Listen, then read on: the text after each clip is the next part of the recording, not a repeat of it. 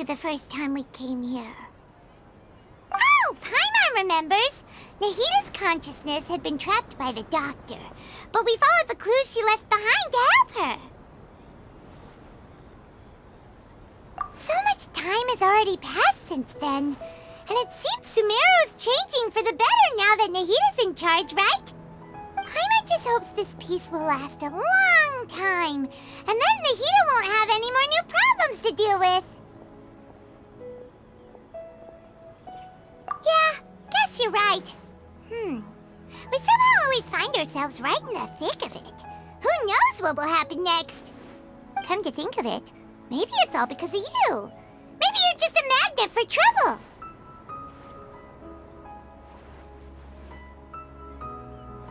Huh? Me? Before Paimon ran into you, Paimon never ran into any trouble. At most, when she was super tired, Paimon got caught in some strange whirlpool and sucked out into sea. And even then, you fished Paimon out! Anyway, for Nahita's sake, maybe we should think about heading to our next destination for now. Ah, look who it is. Running into you in a place like this? I can see you two still love wandering around. Oh, it's Dia! Since when are we just wandering around? We're usually taking care of some serious business. Even though it may have nothing to do with our journey. But never mind that. What brings you here? I just finished a commission in the desert for a usual client of mine. Nothing too interesting. Just escorting a shipment of goods. I'm on my way to report back. That's when I saw you two all the way over there, chatting away. What were you two talking about anyway? Huh? You serious? Can't say I saw that coming. But you are travelers after all. I guess you'd never stay for too long in one place. Bumping into you like this will become a rarity. I'm starting to feel sad just thinking about it. Hey, how about I gather a few mercs to escort you two? What do you say? Thanks, but no need. Oh, Paimon had no clue you'd miss us so much. But don't worry, we'll come back to see everyone when we get a chance. Sounds good. All you need to do to get to Fontaine is cross this stretch of desert and navigate some waterways. Knowing you two, I'm sure it won't be anything you can't handle. So, when are you leaving? Oh, wait a sec. Paimon just remembered there are still a few dishes in Sumeru that Paimon hasn't tried yet.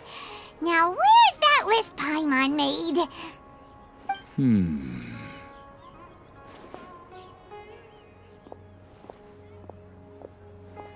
I see. Guess you won't be needing a going-away party or anything. It's sad enough to see you go like this. Though, now that I think about it, Sumeru wouldn't be what it is today without you. Seems true heroes always prefer leaving quietly. By the way, should we go say bye to Nahita? Oh, good point. Then there's no need to bother her in the real world. Then, I guess this is goodbye for now, Traveler and Paimon. Whether as a client or a friend, you're always welcome to come find me. Goodbye, Dia. Bye-bye, Sumeru.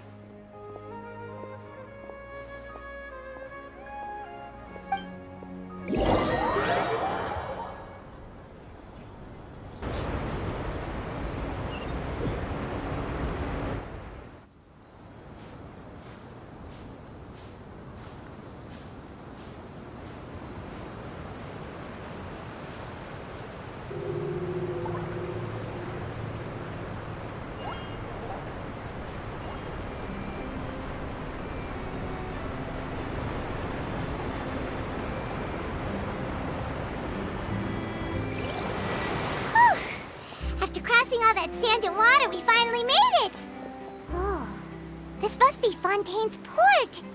Wow! Everything looks so advanced in Fontaine! Paimon's heard that the industry here is extremely developed, and there are all kinds of unusual machines!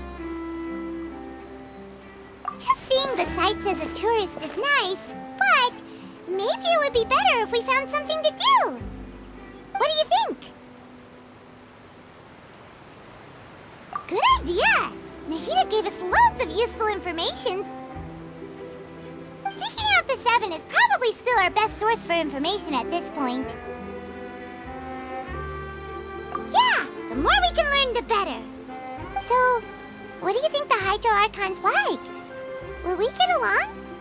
Nahida said that she has a very unique personality, whatever that means. To learn about a nation's god, start with the nation's people. There seems to be some locals talking over there. Let's go see if we can join the party.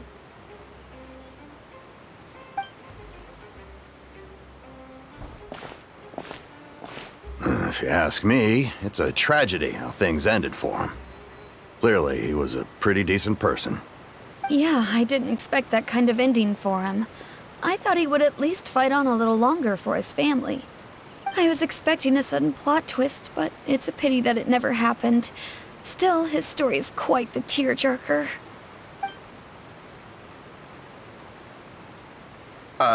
Excuse me. Can I help you two? I couldn't help but notice you standing here listening. Hi. We're travelers new to Fontaine, and we had something we wanted to ask, but you seem to be really busy talking about some kind of play, so we didn't want to interrupt. Play? Oh, no. We're talking about something that really happened. In fact, it's a case that was just heard a few days ago. Really? Like, a real trial? But the way you were talking about it and the words you used just now made it sound like some kind of story. Well, good tales are often based on true stories, aren't they? And what you see in reality may also be someone deliberately putting on an act while harboring ulterior motives.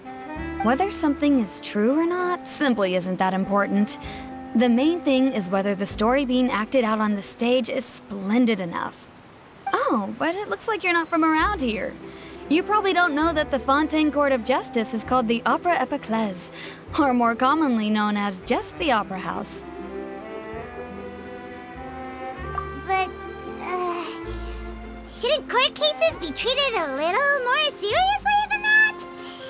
Not to question Fontaine's way of doing things. It's just that putting someone on trial is usually a very serious thing. No worries. Other visitors to Fontaine have wondered the same thing. You could say that we just don't want to waste the moving stories behind those cases. And as for your worries about whether the cases are treated with due reverence, we have the absolutely just and honorable Chief Justice Neuvillette, as well as the Oratrice Mécanique d'Analyse Cardinal, a machine created by the Archon. Between the machine and the Chief Justice, false charges and injustice are a thing of the past now. Oratrice?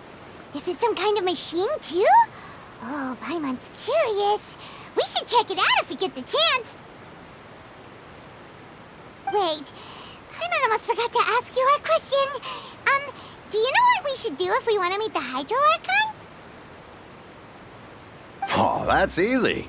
Just go to the Opera House. Lady Farina practically lives there. You could definitely say it's her biggest passion. Huh. I think what they mean is that they wish to speak with the Archon personally. In that case, I'm afraid it's going to be a tad more difficult. You'll have to make an appointment well in advance, and it'll depend on whether or not she has any time slots available. Huh. Is the Hydro Archon super busy taking care of official stuff? Wait, didn't you say that she's always at the Opera House? No. Lady Farina seldom takes an interest with the nation's affairs. The reason it's difficult to make an appointment is simply because she's incredibly popular. That's right. After all, she is the Archon. Though she may tend to get a little dramatic from time to time, people can't get enough of her. Huh. First time Paimon's ever heard of an Archon being described that way before. Wait! Paimon gets now! The Hydro Archon is kinda like a big celebrity here, right? Yeah, I suppose you could say that. Perhaps you could even say our mascot. Hang on. This is still Fontaine's Archon you're talking about. You should show some more respect. Yes, you're right. I guess I should at least try to be a little more respectful in front of visitors. Otherwise, I might get arrested and find myself face to face with Monsieur Neuvillette. Come on. Sure, there's a lot of laws here, but nobody's going to be arrested for saying something disrespectful about the Hydro Archon. Alright, I think we get it. Thank you! At least we now know that we can find the Hydro Archon at the Opera House. But who knows how long making an appointment will take? Guess we could have a look around the city in the meantime. Hey! What are you looking over there for?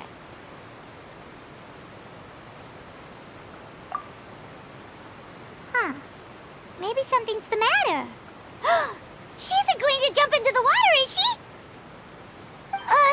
Maybe we better go check on her.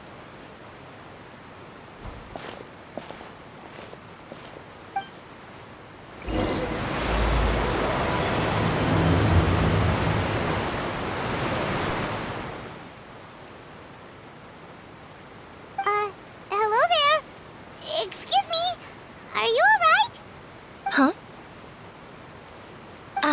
I'm fine. Thanks. Oh, okay then. We just noticed that you seem to be worried about something. About many things, actually. But there's nothing I can do but just keep my troubles to myself. I was just reminiscing about a place my brother and I would play when we were kids. It was just atop that hill over there. See? You're pointing at the sea. Wait, are you saying that you and your brother lived in the water? Though people call the waters around Fontaine a sea, it's actually just an inland lake that's filled with fresh water. And though I can still see that hill clearly in my memories, now it's been completely submerged. He would skip and jump, tossing sand in the wind. The sun shone brightly, and the air was filled with the scent of the sea. But now, the water is gradually swallowing our memories. It won't be long before it swallows us. Sorry. Paimon doesn't really get what you mean. I don't believe we've had the pleasure of meeting. Are you Lynette's new friends? Oh, and you are? Thanks for looking after my sister. She often comes here to reminisce about our childhood, that's all. There's no need for any concern. Allow me to introduce myself. I'm Linny, and this is my sister Lynette. If I had to guess, I'd say you must be travelers from abroad. Nice to meet you. Paimon is Paimon, and this is the Traveler. We just arrived in Fontaine. We were just talking with your sister. Even though we didn't really get what she was saying. I see. It's unusual for Lynette to be so willing to talk with anyone. In fact, she seldom speaks at all. I'm usually the only one she ever talks to. Oh, really? Then you two are just like us. Paimon's always the one talking for some reason.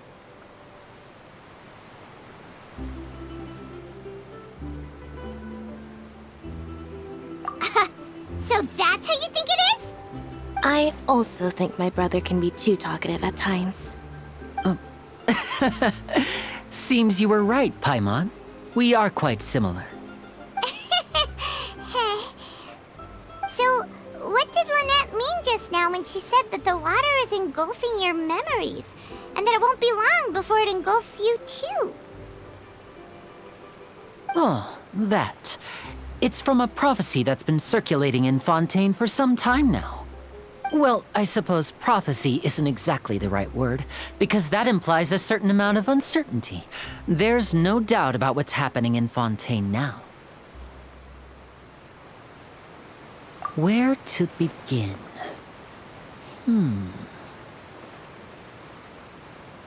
Let's put that question on hold for a moment. We still haven't formally greeted each other yet, have we? Did all the introductions earlier not count? Hello, Traveler.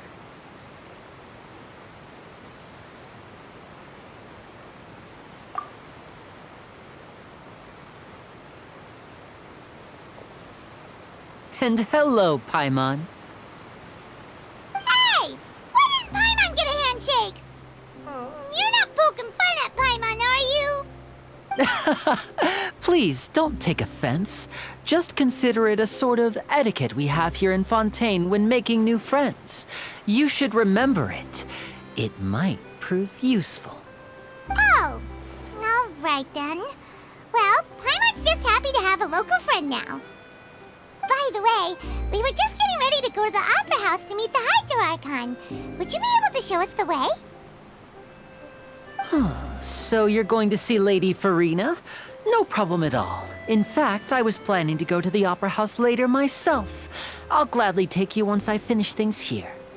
Please follow me.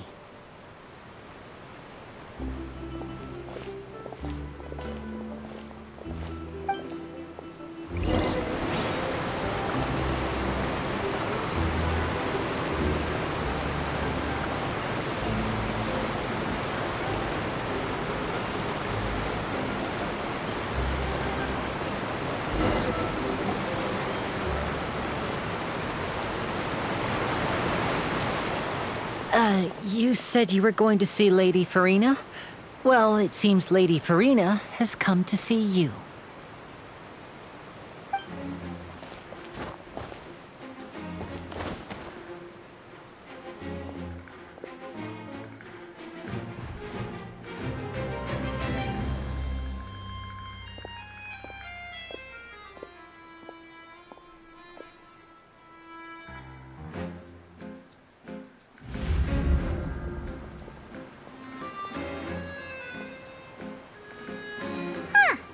So, she's the Hydro Archon? But how did she know we were looking for her? My dear people, rich and poor, those with cup in hand and those with nothing at all, raise your glasses in celebration! If you don't have one, then just raise your hand in lieu.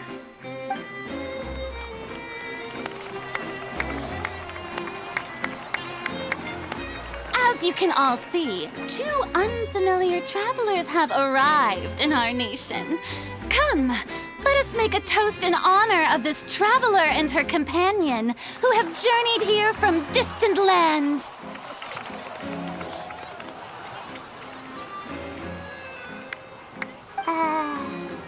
Is she talking about us?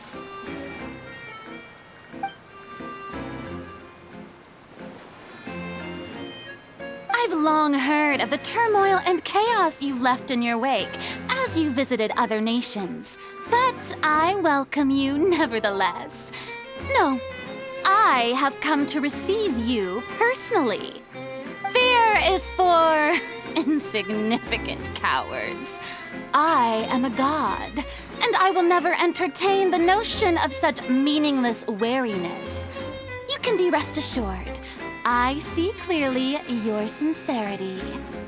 Of course, seeking an audience with me is the most sensible thing to do. It will allow you to truly behold my power and witness my authority. Intelligent people always gather under the correct banner. I, Focalor, hereby welcome you to the nation of Hydro and acknowledge the value and significance of your trip. Now, you may rejoice in this. Yeah, Paimon still can't believe it. Feels like we've only been here for a few minutes. But the Hydro Archon's entrance was, how should Paimon describe it? A little over the top? Miss Hydro Archon? How did you know we were coming? I see. As Outlanders, you inevitably lack even some of the most basic understanding. Don't forget that even the gods can be divided into the mediocre and the excellent. I suppose it's only natural for you to be awestruck by my abilities. You had best stop and consider. Do you really have the noble qualities and etiquette necessary to communicate with a god? all it takes is a flick of my finger for me to know everything about you. Whoa. Talk about sounding high and mighty.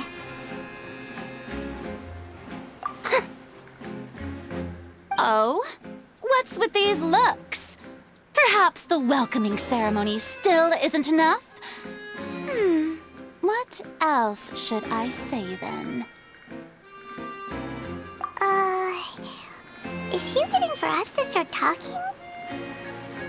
Wow, I didn't expect to see Lady Farina here. What a surprise! Wait, does this mean they're the legendary blonde traveler? How did I not notice before? Hey, what's all the commotion? Oh, is that Lady Farina? Is there some kind of drama going on? Of course! That's the blonde traveler, the one all those stories are about. Lady Farina came here to personally see her. Oh, I bet this is going to be the duel of the century. Ooh, I've got to see this. I knew Lady Farina would never disappoint. Yes, but don't get too excited now. My dear believers and spectators alike tend to get quite rowdy, and despite the noise, I've come to tolerate all their ruckus. You may consider this my reward to all of you. I have determined that there will be an epic duel between myself and this traveler from another land, just as you were hoping to see. Now she wants to fight? Aren't we getting a little ahead of ourselves?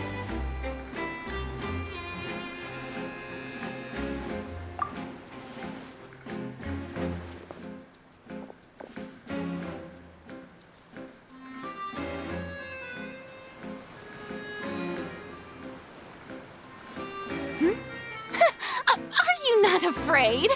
Might I remind you that this is a duel against the divine? What are you trying to do, Traveler? Provoking a god in front of her people? Stand down, Clorend. I admire her bravery. Few have the courage to draw their sword against a god. She is obviously a true warrior. Unfortunately, people nowadays only crave to be thrilled, and a mere duel will not slake their thirst for excitement. Oh, yeah, she's right. Just a duel wouldn't be all that interesting. On Araneus, criminals are always requesting duels to defend their honor. They're getting a bit old, to tell the truth. You see. Then, as the god of justice, I shall face this traveler in another kind of duel. A duel in court! Whoa, all right! Now that'll be worth seeing!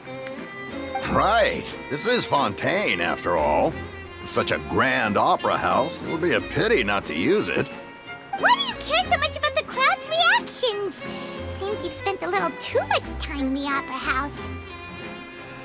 Besides, how exactly do you plan to have a duel in court? You mean you're going to put us on trial?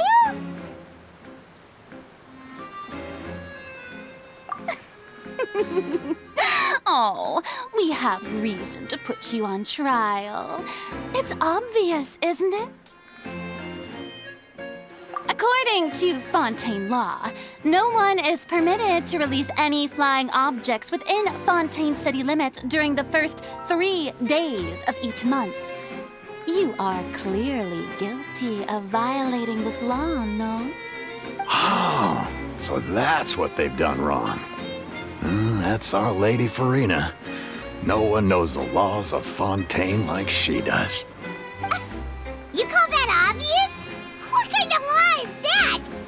Wait, flying object? You mean Paimon?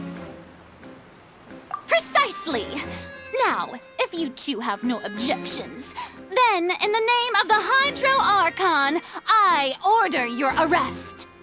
My apologies, Lady Farina. I don't mean to spoil the fun, but if you would allow me to interject, I don't think that Paimon here meets the definition of a flying object. You tell her, Linny! Finally someone who's not crazy. How could anyone call Paimon a flying object? Magician Linny, my beloved citizen, I'll permit you to object. But how exactly do you plan to prove your claim? As a magician who just rained on your parade, I naturally should shoulder the responsibility of saving the show. So, with such an audience gathered here, allow me to perform a trick for everyone.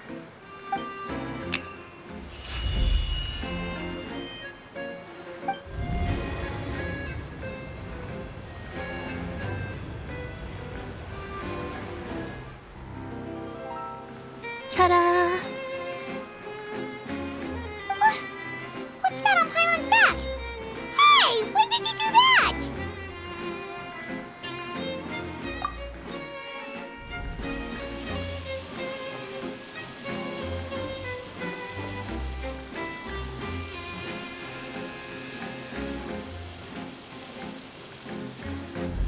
There. As you can all clearly see, Paimon should be classified as, well, something like a balloon. This rope has been in the Traveler's hand all along. It was just that no one could see it before. Huh? You call that magic? You've got to be joking. I thought it was pretty good. Nice one. Huh. I'm not sure what to think. It seems Lady Farina's charges no longer hold water.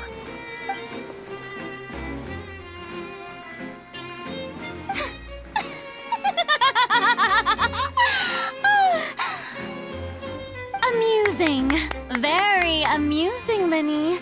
Just the sort of unexpected twist that I enjoy. With you here, today's performance can finally be called complete. Performance? You see all this as a performance? In which case, consider the matter of your trial resolved. The god of justice will not bring charges against an innocent person. But when there are valid grounds, I will not only judge travelers from abroad, but even the gods of other lands. I look forward to seeing your upcoming performance at the Opera House, Mr. Linny and Miss Lynette. That's enough for now. Toodaloo!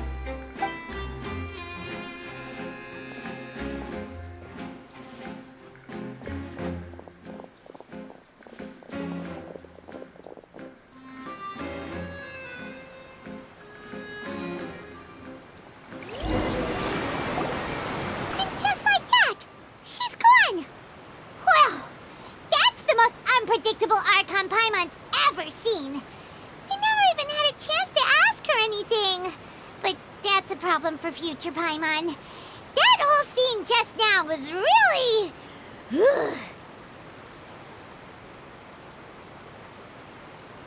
Don't mention it. I just happened to remember that there was such a law, so I did a little preparation, just in case. I didn't think it would actually come in handy. So, now do you see what kind of god Lady Farina is? She can be a bit confusing at times, but she is still amenable to reason. Anyway, Paimon had no idea you were a magician, Linny. It sounded like you'll be performing at the Opera House, right? I just know a few simple tricks I use to make a living. Lynette is my assistant. It will actually be my first time performing on the most prestigious stage in Fontaine, the Opera House. But isn't the Opera House where criminal trials are held in Fontaine? When there are no public trials being held, the Opera House hosts a variety of other performances. To the people of Fontaine, the line between a trial and a performance can be a little blurred. And speaking of performances, I would be remiss to forego this opportunity gifted by fate. Might I invite the two of you to see my performance? My brother's always excited to make new friends. Oh, sure. We don't really have anything to do now, and we wanted to go to the Opera House anyway. Splendid. In that case, why don't we go together? I'll show you the way. I just have something to take care of first.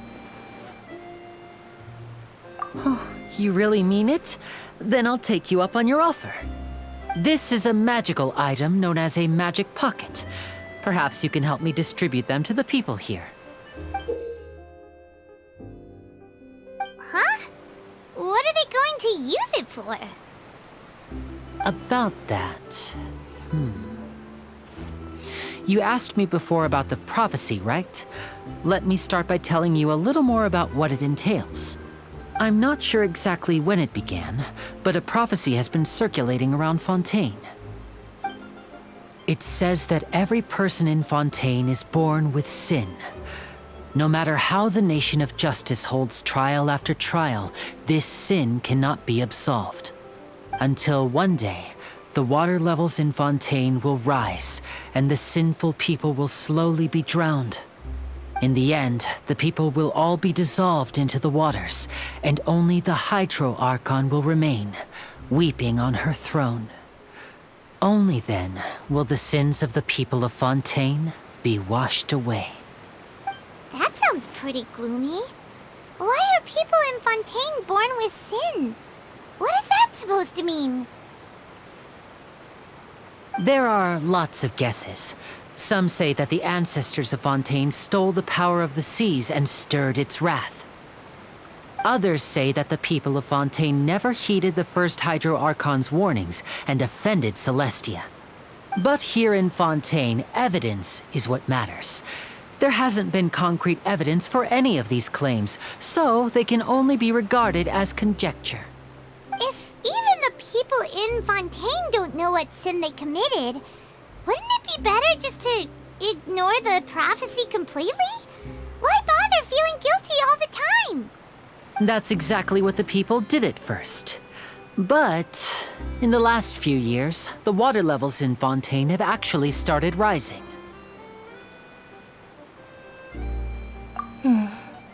Many places have already been completely submerged, and now lie beneath the sea. Many people carry on with their lives as before and shrug it off as a natural phenomenon. But my family and I think that the people of Fontaine shouldn't ignore the possibility, which would end up sentencing them to death. We hope that at least the people who reside near the waterfront can move away before it's too late. So, we've started distributing magic pockets to them. As a magical item, these magic pockets have astonishing capacity. I'm sure they will come in handy when people are moving their belongings. Oh, Paimon gets it! It's like preparing for a rainy day! But this is more than a bit of rain.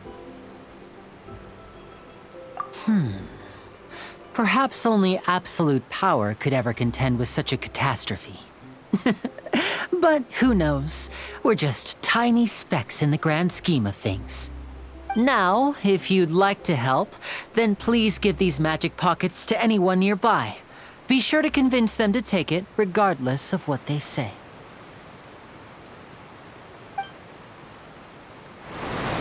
So you're the blonde traveler that everyone's been talking about. My apologies for not recognizing you earlier.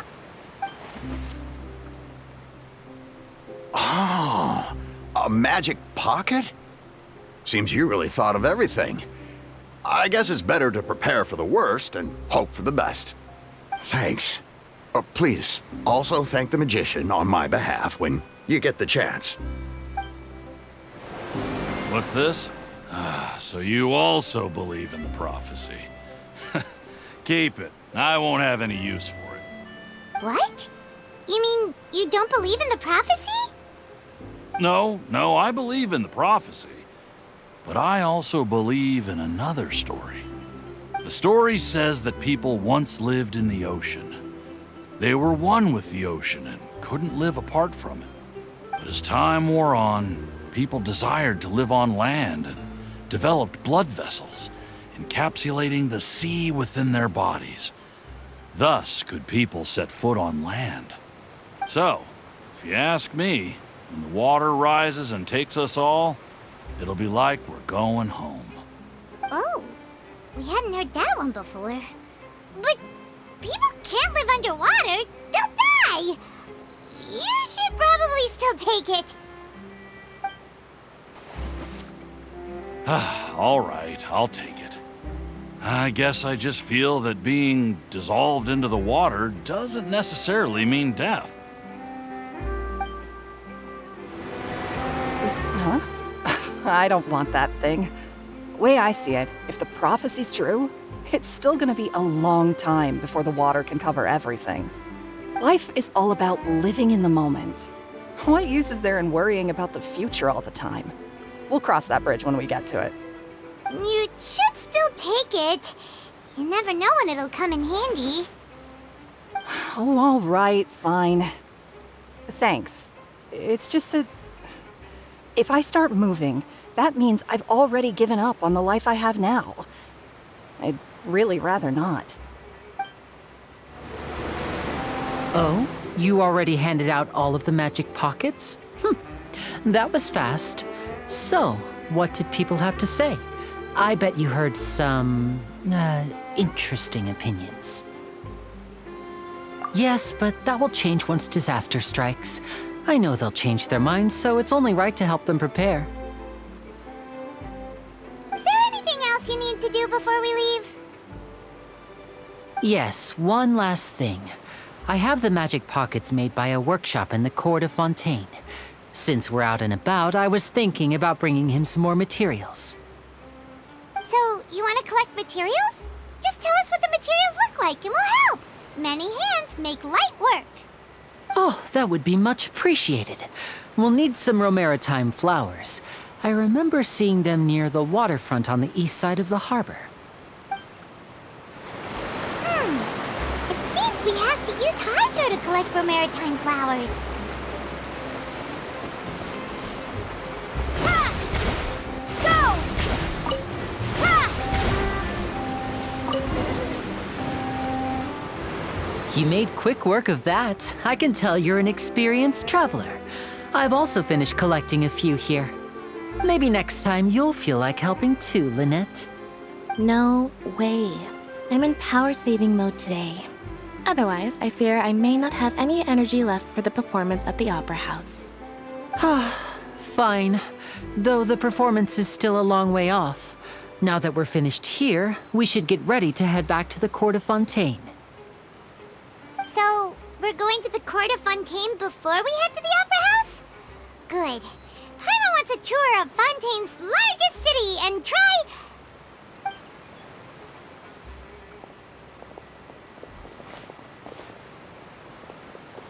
Wait, shh. Have you noticed that person over there? The young girl. Huh? What's wrong with her? Paimon didn't notice anything. She's obviously a thief. Magicians and thieves practice similar methods. We divert attention, and a distracted audience is one that won't discover what you're really doing. Watch her movements carefully.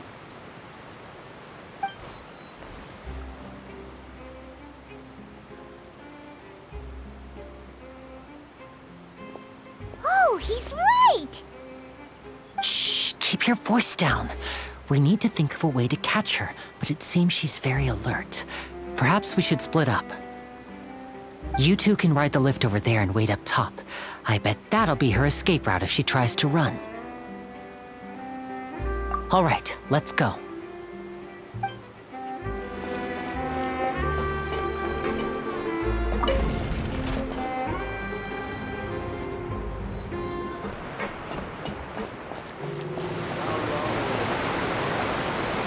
This is the spot where Linny wanted us to wait.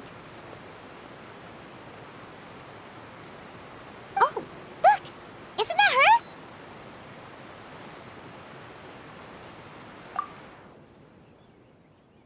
Oh no! Did she notice us? She started running the other direction! What should we do? Should we chase her?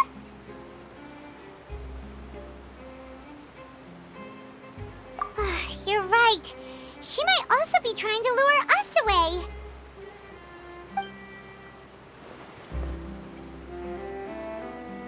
Nothing's happened for a while now. Paimon wonders if Linny caught the thief. Yeah, let's go. Are you sure that's all she took? You should check to make sure you're not missing anything else. No, that was all. Oh, I can't thank you enough. I didn't notice a thing earlier. Anyway, I should be going now. Thanks again. Oh, were you returning what the thief had stolen? That's right. Pity I wasn't able to catch her. She distracted me by dropping the thing she stole on the ground. By the time I looked back, she was already gone. I saw the general direction she went, but Lenny twisted his ankle, and I needed to make sure he was okay. Oh, did you get hurt, Lenny? I'll be all right. It's just a twisted ankle, that's all. In fact, it's feeling better already. If you want to play at being a hero, at least try not to get hurt doing it. Imagine what would happen if you managed to derail our performance as a result. You're right. Sorry, Lynette. I have to admit that the thief was even more skilled than I had anticipated. But at least we were able to get the stolen items back, so it wasn't a complete failure. What a slippery little thief! Guess things turned out all right in the end, though. Lenny's initiative paid off! All right, let's put this little detour behind us. We should go to the Court of Fontaine now.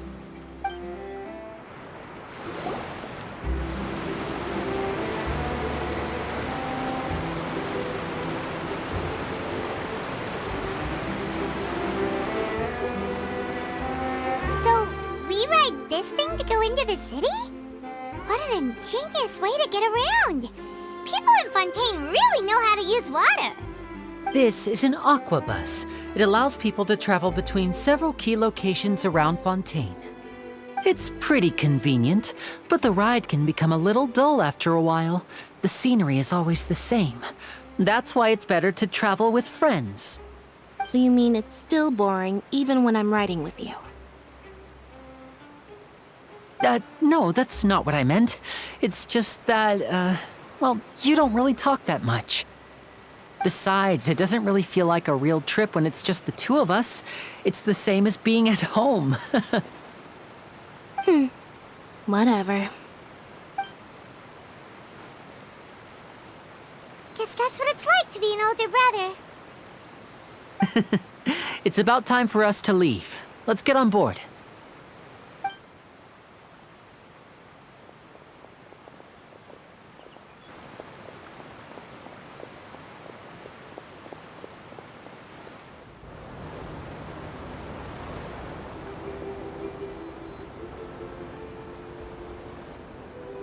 Huh? What? Traveler! Paimon! Charlotte! Oh, I never guessed I'd bump into you while riding the aquabus. In the story of my life, this is big news. What are you doing in Fontaine? I didn't hear anything about you paying us a visit. Yeah, it's quite the coincidence, but as travelers, we're always on the move. It's not surprising that nobody knew we were coming. Though we still have no idea how the Hydro Archon knew about us. Oh, let Paimon introduce you to our new friends! Oh, no need for introductions, Paimon. I would recognize the great magician Lenny and his assistant Lynette anywhere. I wouldn't be much of a reporter if I didn't know who they were. It's a pleasure to meet you. I'm Charlotte, a reporter for the Steambird. Nice to meet you. From the Steambird, huh? We've often relied on your paper to promote our performances. It's an honor to meet you. Now that everyone knows each other, Fontaine suddenly doesn't feel like such an unfamiliar place. So, what have you been up to lately, Charlotte? Any big news? Not too much. When there isn't any breaking news, I mainly cover the trials at the Opera House. You can still manage to keep readers' attention as long as you tell things from a clever enough angle, even if it's the same old topics. For example, reporting on how a scammer once deceived vulnerable girls into relationships, or how a financial criminal was once so poor that they ate a single piece of bread for 5 days.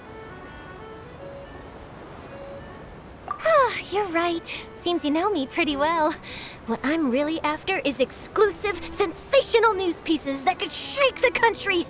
These smaller stories are a waste of my talents. Oh, I just remembered. I've been following a case lately. Well, a series of cases, actually. You mean the serial disappearances of young women case? That's right! These stories are the talk of the town right now, and it's probably the most mysterious case we've ever seen. If I'm the first with a draft ready to publish when the case is finally cracked, and it's the headline story in the Steambird, oh, when that happens, I bet all the other reporters will shed tears of envy. I've already gathered all kinds of materials. I just can't wait for the truth to be revealed. So, what is the serial disappearances of young women case? You mean the culprit hasn't been found? That's right. The first missing girl case happened almost 20 years ago. And ever since, after a period of time, another girl disappears. What the cases have in common is that the girls are all of a similar age, and that they've all vanished without a trace. But the scariest part is that to this day, none of the girls have ever been found. Many suspects have been arrested over the years in connection with this case, but shortly after each arrest, another disappearance would always happen.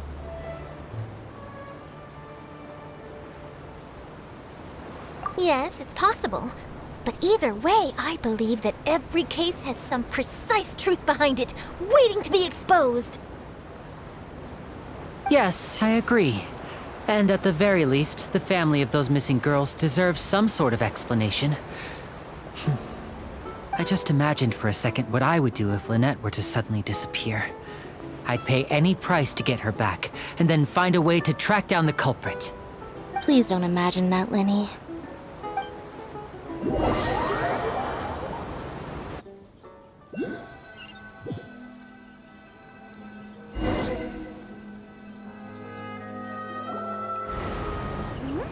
Hey, we're almost there! Look!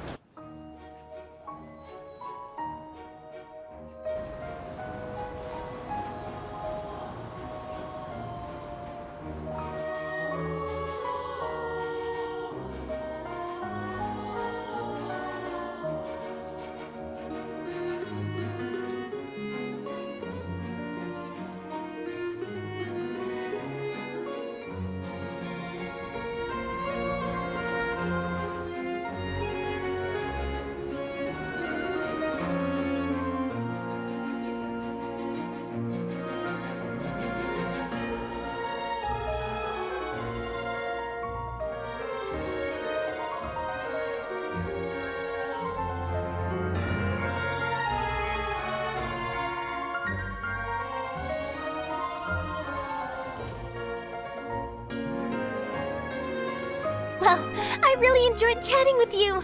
Life should be full of pleasant little surprises like this. Yeah, us as well.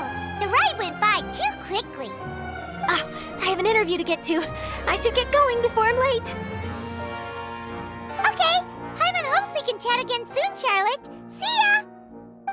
Bye now. Oh, be sure to stop by and see me at the Steambird when you have time. What a tough job. Always running around and interviewing everyone. Well, where should we go now? If you don't mind, how about we stop by my home first? Besides, I still have all the materials we collected. Sure, we wouldn't mind at all. This city is so huge, Paimon wouldn't know where to start anyway.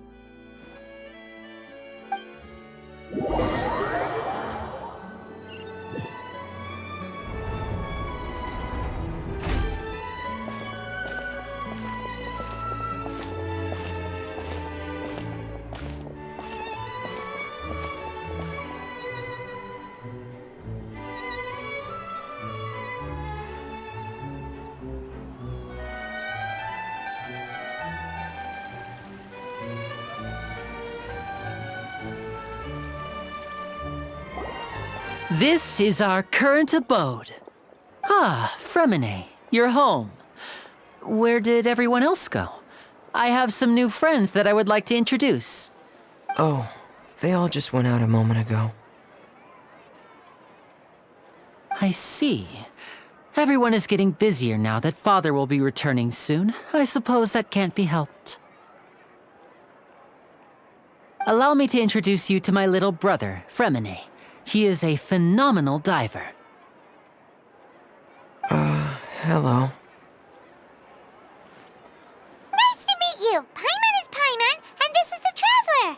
Oh, you sound very proud to have a diver as a brother, Linny.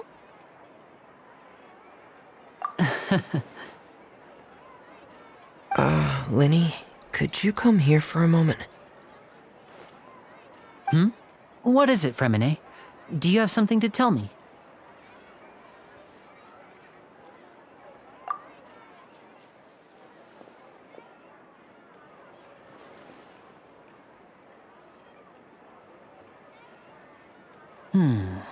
Okay, I see. Is everything all right? Oh, it's nothing. We were just discussing a little housework. Sorry for the interruption. Oh, before I forget, the Traveler and I collected more materials to make magic pockets. Were you able to get any, Fremine? Yes, I went diving and gathered lots of materials.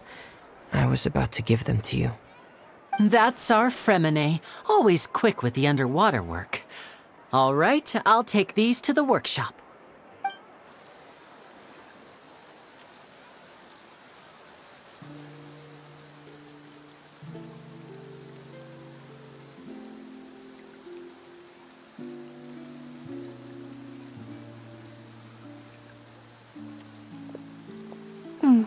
Looks like rain. Oh, you're right. But wasn't it clear and sunny just a moment ago? Fontaine's weather sure is weird. I'm afraid that's just how it is here.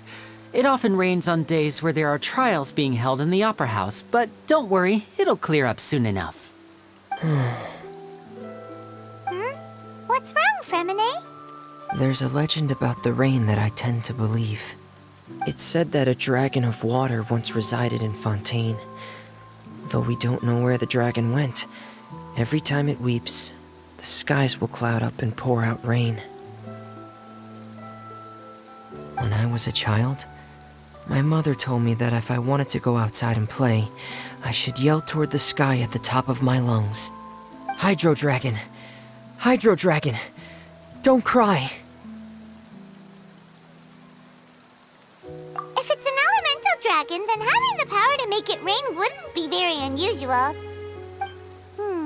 Let Paimon try something.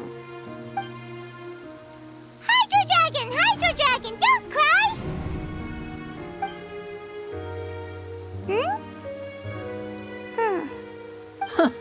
Doesn't seem to be of any use. It is just a legend after all. You know, you might be a more popular magician if you understood the concept of romanticism. Or could at least play along. Sorry, it might be because we've never met the Hydro Dragon. Perhaps it can't be comforted by the words of strangers.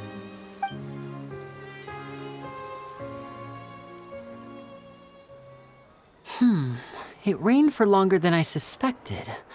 Oh, it's already getting late. Was there something you needed to do, Linny? Yeah, some preparations for the show at the Opera House. I need to find a way to catch the last aqua bus of the day. On the day of the performance, just ride the aqua bus to the island of Araneus. I'll have Lynette meet you at the fountain in front of the Opera House. Oh, are you leaving now? What is it, Fremine? I'm in a hurry. Oh, I get it. You feel nervous delivering the materials for the magic pockets, is that it? Perhaps we could trouble the Traveler to help us take these materials to the Beaumont workshop and deliver them to the owner there? I'm afraid that Fremine can be quite introverted, and the boss there tends to be pretty talkative. Fremine has always been a little afraid of her. No trouble at all! Don't worry, we're on the case! Sorry for the inconvenience. I'm quite useless when it comes to such tasks. I'll think of a way to make it up to you. Oh, no need! This will be a walk in the park for us! Thanks again, you two. I really can't deal with that lady. Hello?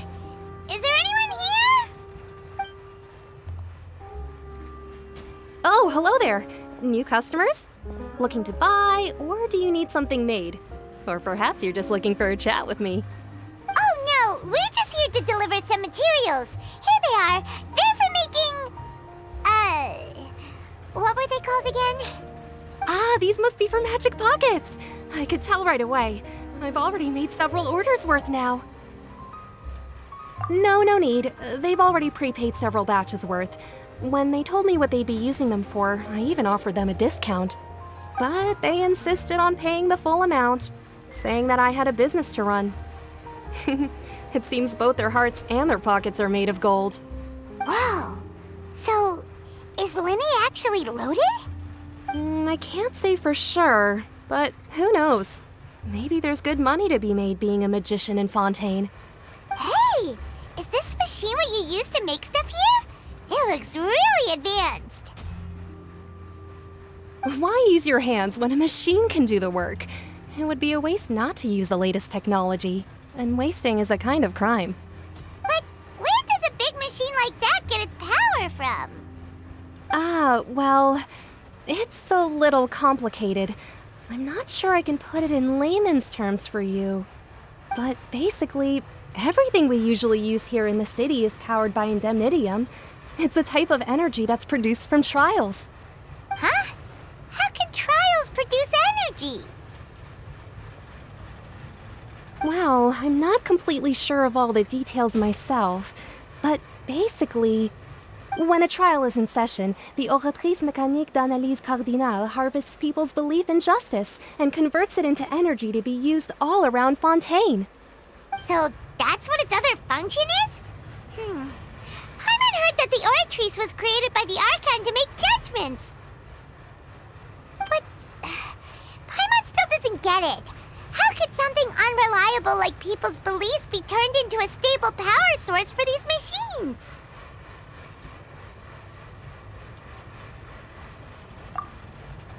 Oh, yeah! So that means the Hydro Archon relies on the machine to take the energy created by belief and turn it into power for all of Fontaine, right? Even though I've never heard anyone really put it that way before, it sounds like it makes sense. Besides indemnitium, we have another type of energy called pneumosia. It isn't produced by the power of the Archon, but it is unstable by nature. Even now, it still cannot be widely used by civilians. I thought I'd find you hard at work, but here you are chatting the day away. Since you're already talking, I'm sure you wouldn't mind a few words with me. You again? Didn't I already promise you that I'd have the more I owe to Confrérie of Cabriere by next month? Why are you hounding me now? Yeah, but how do we know that you won't go running off by the end of this month? I want 50% today. Wait, no, 70%. Huh? You... Seems business isn't so great for the workshop. We've already finished our job and delivered the materials. Maybe now's a good time to leave? Hey, hold on! Before you go around trying to collect payments, why don't you settle your own debts first? If Confrérie of Cabriere wants to poach clients from Northland Bank, that's fine. But I'm afraid you still owe the bank a hefty sum of mora. So why don't we work things out between us first, before you get back to your little conversation here? You're from Northland Bank. But we said we'll pay everything we owe next month. Why are you hounding me now? Traveler, Paimon! I didn't think I'd run into you here in Fontaine. What are the chances? We're surprised to see you too! What are you doing here in Fontaine? You didn't want to stay in Snezhnaya? Long story short, I've already been in Fontaine for some time now, and honestly, things have been pretty boring. But it seems that fate brought our paths together today. Not only will I have some good friends here now, but ones who always seem to find trouble. Either way you look at it, it seems things are going to get a lot more interesting now. Pretty sure we'd want to avoid anything that you'd find interesting. Besides, our trip here has gone pretty well so far, right, Traveler?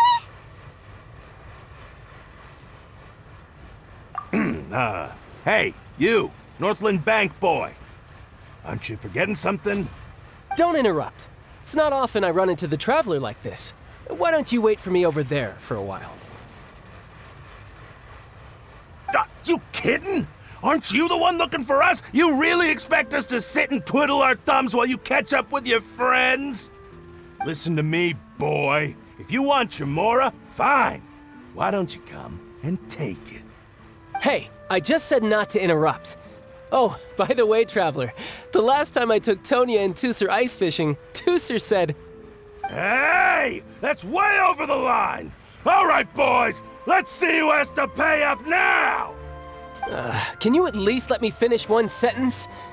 Fine. Though the bank told me not to get rough with our clients. You're the ones who started it. This is an act of self-defense.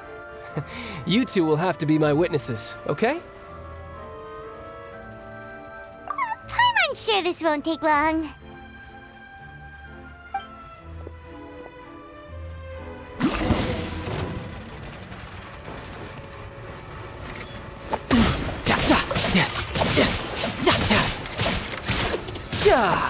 Couldn't let your guard down.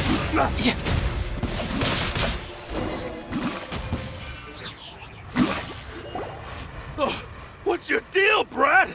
How are you so strong if you're just a staffer from Snezhnaya's Northland Bank? Wait, don't tell me you're... Oh, now you notice. It's a little late, don't you think? Just make sure you understand that you don't mess with Northland Bank. Got it?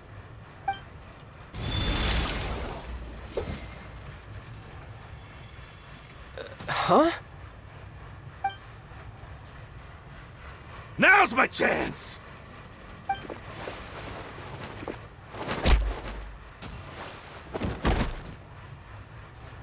Huh. That was weird.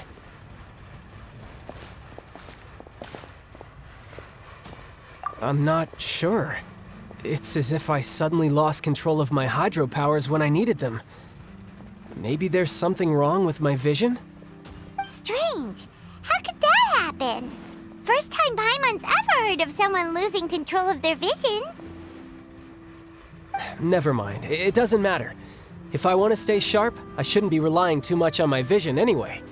Besides, I always have my delusion in case I need it. So what are you doing in Fontaine, child? I don't see its work for Northland Bank. Well, I guess it's because I've been in a bad mood lately. Huh? What kind of reason is that? Wait, since when do you feel down about anything? I don't know. Maybe I still have a lot to learn about myself. But recently, there seems to be some sort of restless power stirring inside of me. And I don't know why, but every now and then I feel like I'm in a terrible mood. Maybe you losing control of your vision just now is connected with that power you're feeling inside. That is a possibility. I can't remember if I ever mentioned it before, but when I was 14, I fell into some unknown abyss. It was during that time I learned nearly all of my abilities. The one who took me under her wing and taught me was named Skirk. She was always quiet and very mysterious. Nobody knew where she came from or what she had been through, and she was always very strict when teaching me combat techniques. One time, I asked her why she was willing to take me on as an apprentice. From what I could make of her answer, it was because I had awakened it, and traces of it remained on me. She said that all my combat training would be useful in the future. But what is it? What did you awaken? She never explained that, but my guess is that it's related to a dream I saw when I had just fallen into that abyss. In my dream, I was in the deepest depths of the sea, and the boundless seabed was all around me. But in front of me appeared a whale that was so massive, I felt like I couldn't breathe. A whale? Oh, that sounds familiar! When we fought against you before, you summoned a huge whale that seemed to leap at us. Is that the one? That's just an abstract form of a whale that I create using my elemental powers. It takes that shape because the scene I dreamt of the whale has always been stuck in my mind. I'll never forget it. So you used the whale as inspiration for one of your moves? Huh. Seems a little twisted to Paimon. So why don't you just go ask your master? Maybe she knows the answer. You make it sound so easy. Ever since the incident I experienced there, I've never stopped searching for Master Skirk and that unknown abyss. But it's been years now, and I've still found nothing. There isn't even a trace of the place where I remember falling into the abyss. Oh, it sounds like some kind of ghost story. Yeah, I'm out of leads at this point, but there's nothing more I can do. It seems that strange encounters in this world tend to be elusive like that. Oh, seems the time really flies when I'm talking with you. I just remembered I have somewhere else I need to be, so I should get going. What? More work for the Northland Bank? No, it's more of a personal appointment. Lately, I've been sparring with some of Fontaine's official champion duelists whenever I'm feeling bored. Official champion duelists? You mean it's their job to duel? Yep, in Fontaine, before a criminal goes to court, they're given one chance to defend their honor by requesting a duel with an official champion duelist. The champion duelists are all-powerful fighters selected from among the nation's best. And the duel itself is a no-holds-barred fight with no specified stopping point. So engaging in such a duel is regarded as a symbol of defending your honor. If a criminal manages to win the duel, they'll be acquitted. But if they lose, they'll have no choice but to stand trial. And the worst-case scenario is that you're simply killed in the duel. Though it's rumored that Fontaine has a death penalty, from what I can tell, no one has ever been officially sentenced to death. So really, the only people who opt to duel are those who have suffered a grave injustice in being accused, or those who greatly value their honor. Otherwise, why gamble with your life? So, do many people actually get out of their trials by winning the duel? Apparently, it's exceedingly rare for anyone to actually win. Fontaine probably enacted this system as a way to show that the nation respects the honor of its citizens. Besides, none of the champion duelists are to be trifled with, which is exactly why I was itching to face them as soon as I got to Fontaine. Apparently, the one I'm meeting today, Clorinde, is the strongest of the champion duelists. I had been asking her for some time before she finally agreed to face me today. Well, that's child for ya. Paimon feels like we heard that name somewhere before. Clorinde. Huh. Oh, before I forget, I want you to have this. Huh? Your vision? You're seriously just giving it away? I'm just worried that it could become uncontrollable again. I'd be pretty upset if it got in the way of my duel, so I think I'll be better off without it for now. Besides, I just need you to hold on to it for a short while. I'll come retrieve it when I have some time later. Paimon knows what you're up to. You just want an excuse to come talk to us again, don't you? Whatever gave you that idea? I'll be in touch later.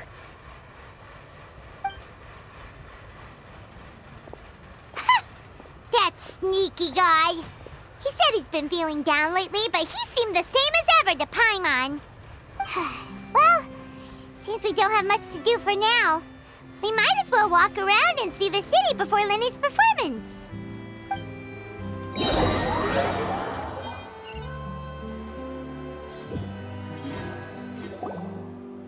Wow! Who could have seen that coming? The reporter who was barely around for most of the story was the murderer all along!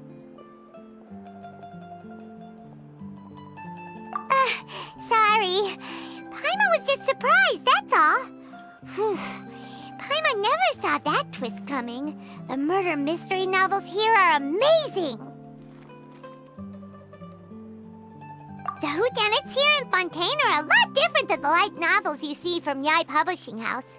Both have their merits, but Paimon thinks this style of novels are more, well, novel.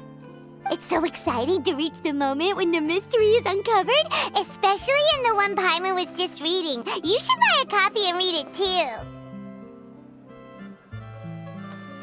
Oh, sorry about that. Paimon will be more careful next time. Hey, shouldn't we be heading to the Opera House to see Linny's performance soon? It's almost time for the show to start, so we should get going. Linny said that the Opera House is on Aranias, so let's go ride the Aquabus! Whoa! Now this is fancy! The Opera Epiclese. What a place to hold a performance! No wonder Linny and Lynette were looking forward to it. Huh. Looks like there's a lot of people standing around the fountain up ahead.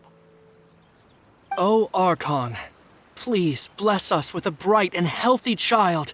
We pray.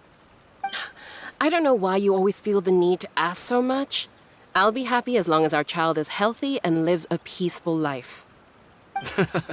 I guess if they're our kid, then there's no doubt they'll turn out smart. Maybe this is one of the customs in Fontaine. There sure are a lot of couples here. Vache. What's wrong? Vache. Vache.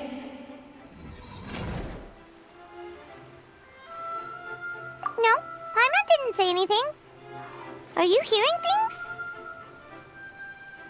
Welcome to the Fountain of Lucine. All the water flowing through Fontaine converges here. It's customary for newlyweds to come here and wish for children. Ah! Lynette! You scared Paimon! When did you get here? Lenny asked me to wait here for you, remember? Right. What do you mean? There are a lot of people here right now. Hey, you're not trying to scare Paimon, are you? Besides, it's the middle of the day. It's not the time for eerie things. I see. I might be able to tell you something that could help explain the voice you heard. In fact, you might not be imagining things at all. I suspect that what you heard is a result of your hypersensitivity to the hydro element. Others in my family have had similar experiences. It's because of her sensitivity to the hydro element? But what would hearing a voice have to do with elemental power? When do you cry, Paimon? Wait, what? What does that have to do with anything? Just answer me. When do you cry?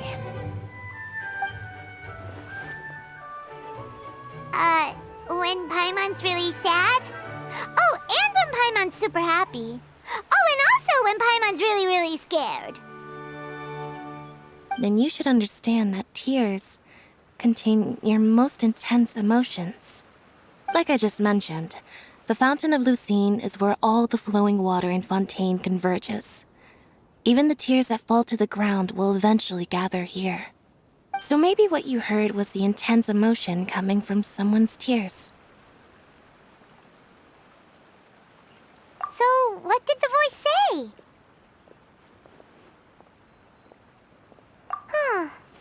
If you were hearing their emotions, then Paimon wonders what happened to them. Rather than worrying about them, we should worry about my brother first. Don't let that calm look of his fool you. He tends to get pretty nervous just before a performance. So chatting with Linny might help him relax a little before he goes on stage. Oh, right. That makes sense. Let's go in and see Linny.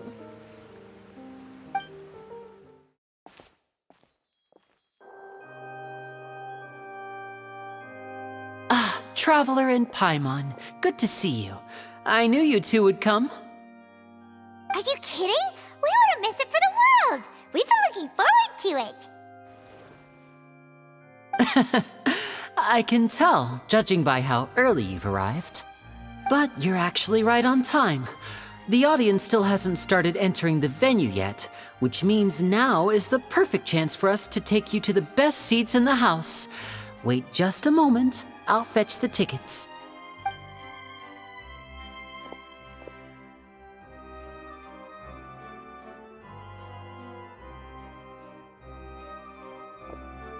The Opera House has assigned seating, so you always have to make reservations. I've already reserved your seats, and here are your tickets. Ooh, front row seats! Thanks, Linny! Don't mention it. There's no need to keep thanking me. Hey, Linny! Could you come over here and take a look at this? Oh, I'll be right there. Seems there's an issue with the stage props over there. That's Cal, my assistant, calling me. I'll go lend him a hand. Yeah, we'll just go to our seats. You go ahead, Linny.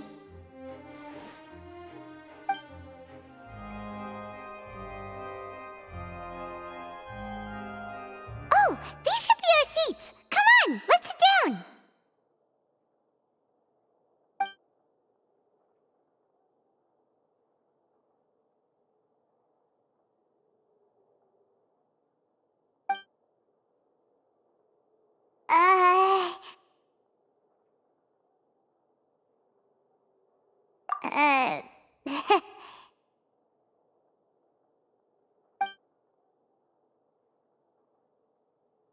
Hey, Traveler. Maybe we should strike up a conversation with the person next to us.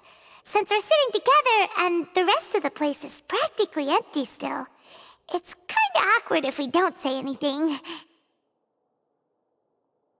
Oh, you little... Of course you put this on Paimon. Excuse me, I did not realize you felt awkward. I am terribly sorry. I would be perfectly happy to chat with you if that is what you would like. Oh, so you heard all of that, did ya? Boy, you sure have good ears. Paimon thought she was keeping her voice down. Wait, that's not it. Paimon's... Sorry. Paimon's the one who was being rude, talking under her breath like that. So, let's talk, but, what should we talk about? Oh, Paimon's got it. You're also here early and sitting in the front. Are you a friend of Linny's too? A friend, you say?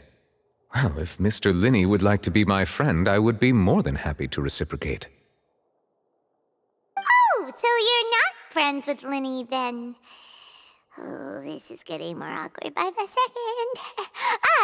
Paimon nearly forgot to make her introduction. Nice to meet you. Paimon is Paimon, and this is the Traveler. We just arrived in Fontaine.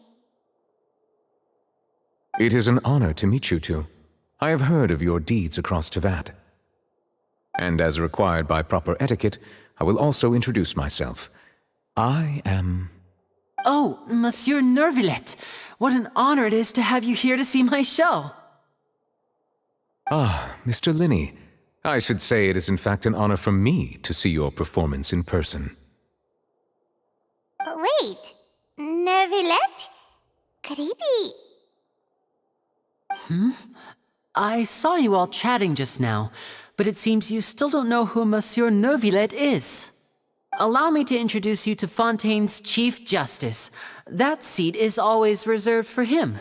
It wouldn't be too much to say that he's the symbol of justice and honesty here in Fontaine. Whoa! Sorry for being so rude just now. Paimon had no idea you were such an important person. No offense taken. Being Chief Justice is merely what I do for work. Nearly every person has their usual reserved seat, so I'm not so special, really. And by the way, I should probably let you know, even though I would prefer not to, there's someone sitting up there in the VIP seats that has been striking a pose for quite a while now. I believe she is trying to give you a most elegant and impressive first impression. So I think you should take notice of her sooner rather than later, otherwise she may become flustered.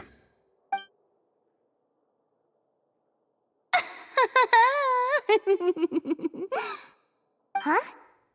Oh, it's Farina, the Hydro Archon. Huh. She sure has a smug and satisfied look on her face. Guess she has no idea that you saw right through her act. Very good. that is for the best. No need to pay her any more attention. We may now enjoy the show. Huh? So is this what things are like between the Chief Justice and the Hydro Archon? All right, please wait just a moment longer. I've pretty much finished my preparations, and the performance will start as soon as the audience has made their way to their seats. Yay! The show's finally about to start! Paimon can hardly wait! Paimon's never seen a real live magic show before!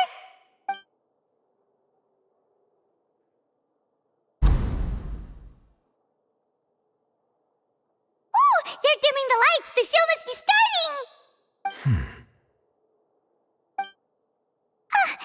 Sorry. Paimon will try to stay quiet. Welcome, one and all, to the Opera Epiclese. I am the star of today's show, Linny. And over here is my sister, Lynette, who will be working as my wonderful assistant. Please, let's give her a warm welcome. Hello, everyone. I know she may seem to be a little sleepy right now, but that's just a sign that she's nervous. Whatever. Now, some of you may be thinking, two vision holders who can freely manipulate elemental powers performing magic is not true magic at all. So, I would like to take a moment to assure you that elemental powers will have nothing to do with what you will witness on the stage today.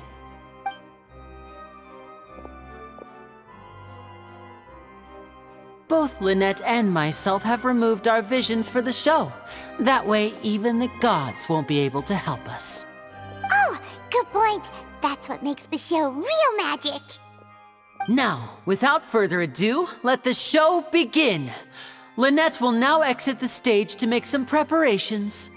I know you might miss her, but don't worry. She'll be coming right back on stage momentarily. Perhaps in an unexpected way. I'm sure she'll be stealing the spotlight soon enough.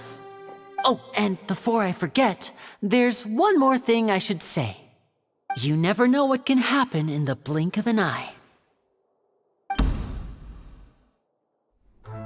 A magician's greatest skill is making things disappear or appear. The possibilities are endless.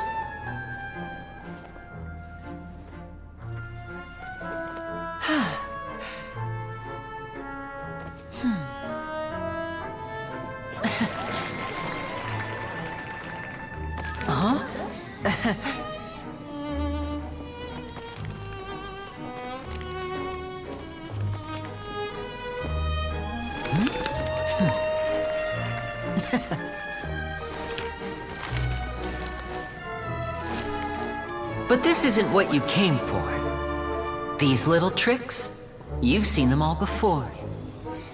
So it's time for something truly extraordinary, don't you think? This one's a little tricky.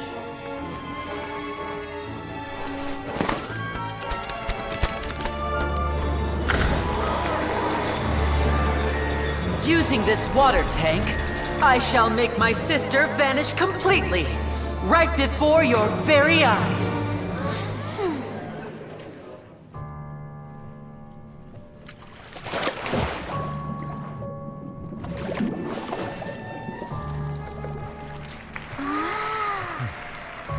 It's actually quite simple. She'll just turn into air bubbles and float right out of the top.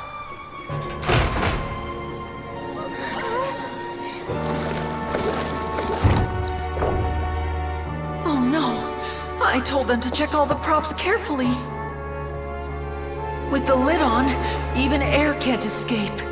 An amateur magician would be getting very nervous right around now. Luckily, it's me on stage, so let me show you what a true virtuoso can do.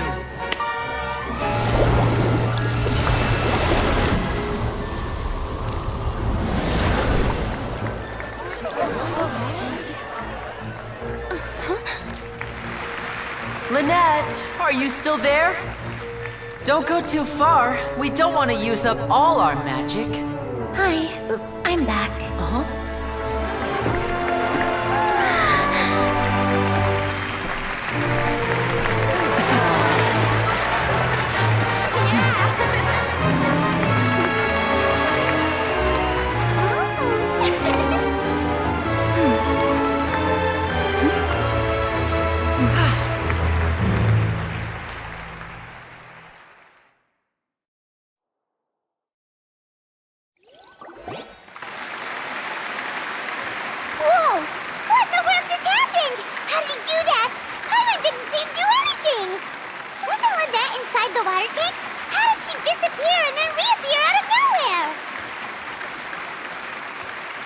If we could see easily through his tricks, then that would mean that his skills are still lacking.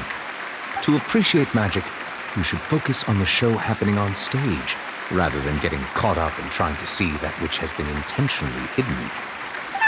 Guess you're right. Paimon couldn't believe her eyes when Lynette reappeared. Amazing!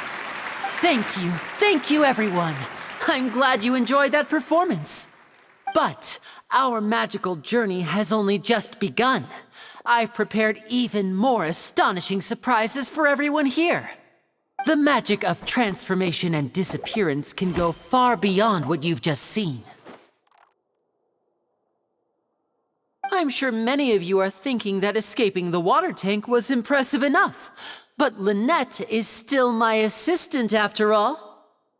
In which case, I have ample time to make all necessary preparations.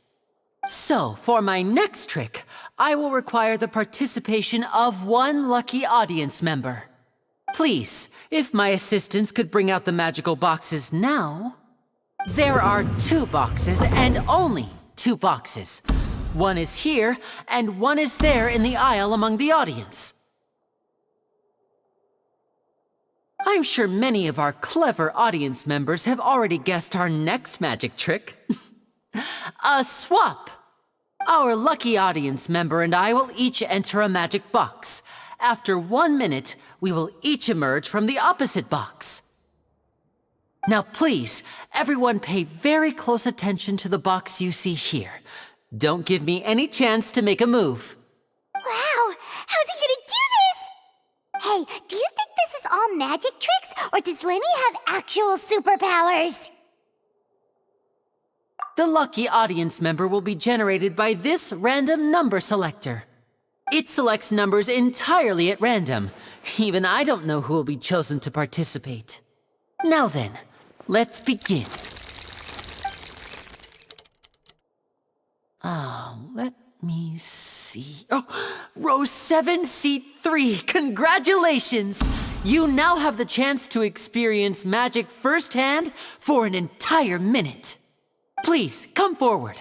My assistant will take you beside the magic box. I'm sorry, it might be a little cramped inside, but no need to feel nervous. We've carefully arranged everything for you to be as comfortable as possible.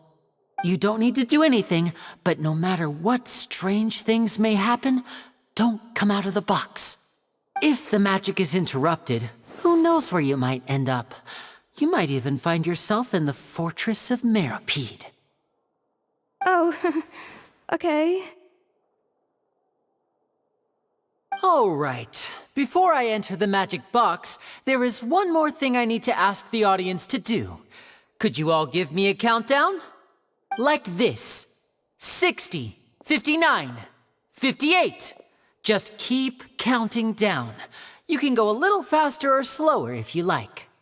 I won't be able to see anything in the pitch black box, so I'll be relying on your voices to know when time is up. Oh, and no tricks now. If you quickly count from 60 in just 30 seconds, then I'll be in a tough spot. Ooh! Paimon kinda wants to count faster after hearing him say that! No, that won't do. I can see it in your eyes. You still can't be trusted. Let's practice together. Come on, repeat after me. 60, 59, 58. 60, 59, 58! That's right, perfect. Keep it going. All right, I'll see you all on the other side once you've finished counting.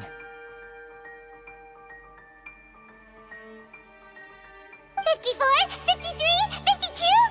Huh? Why aren't you counting, Nervalette? I am counting in my head. I think things are exciting enough in here as it is. Merely a consequence of my identity and personality. Do not worry about me. Just enjoy the show. Oh, alright. You look so serious that Paimon thought you might be feeling uncomfortable or something. 40, 39, 38! Mr. Linney, are you all right in there? Is everything ready? Yes, I'm fine. I'm just double-checking the direction of the magic. It would be a disaster if we get sent to the wrong places. For example, midair right above the audience? Even though he's saying that, Lenny doesn't seem nervous at all.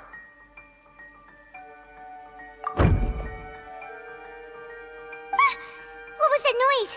Did you hear it too? Not sure. Anyway, it doesn't seem like anyone's worried about it. 25! 24! 23! What's wrong, Mr. Linney? I can still hear you moving in there. I seem to have accidentally knocked over a decoration. I'm trying to fix it, but it's pitch black in here. I can't tell left from right. Never mind the decorations. There's no time for that. The show is what's important. No, that's unacceptable. I want my show to be perfect. Don't worry, we still have 20 seconds. Hear them counting? 19! 18! 17! It seems things aren't quite going as planned. I apologize, everyone. It feels like you're all starting to count faster, but that's all right. I know it can be tiring to do such a long countdown. 10 seconds and change is still plenty of time. 10! Almost there now. Whew. Swapping two people is harder work than you might think. Even a master magician like me can't guarantee I'll get it right the first time. Hey, wait! Is this the back one? I can't tell. They both look the same inside. Huh? No, that's not it. I'll try again. 7! Hey, slow down! Honestly! 5! 4! 3! Whoops! That doesn't count! 0!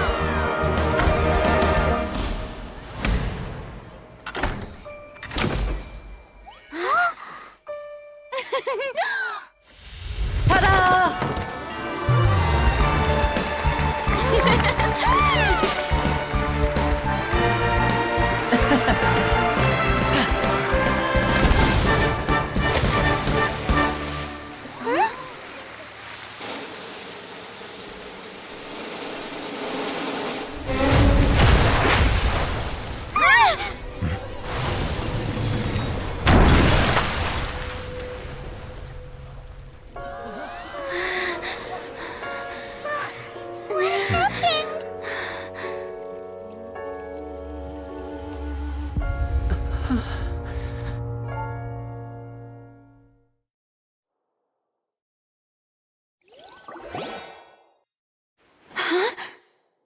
Is this part of the show?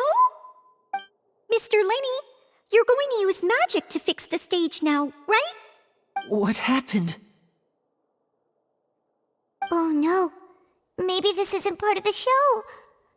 The girl was still in that box, right? This performance is over.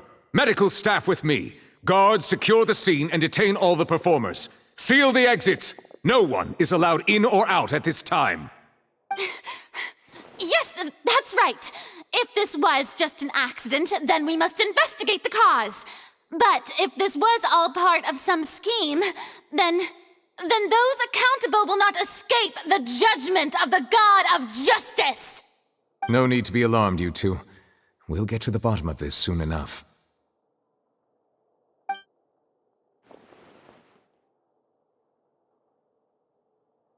Unfortunately, the person who is in the magic box has been pronounced dead. His name was Cowell, one of the assistants in Linny's magic troupe.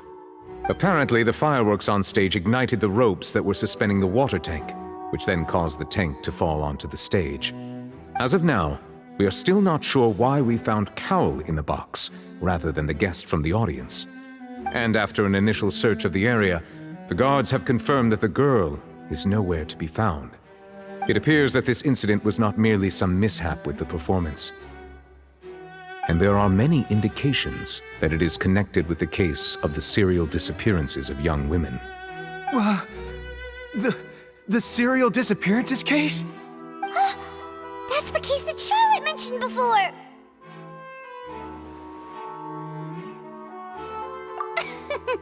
I know the truth. I can see through the whole thing.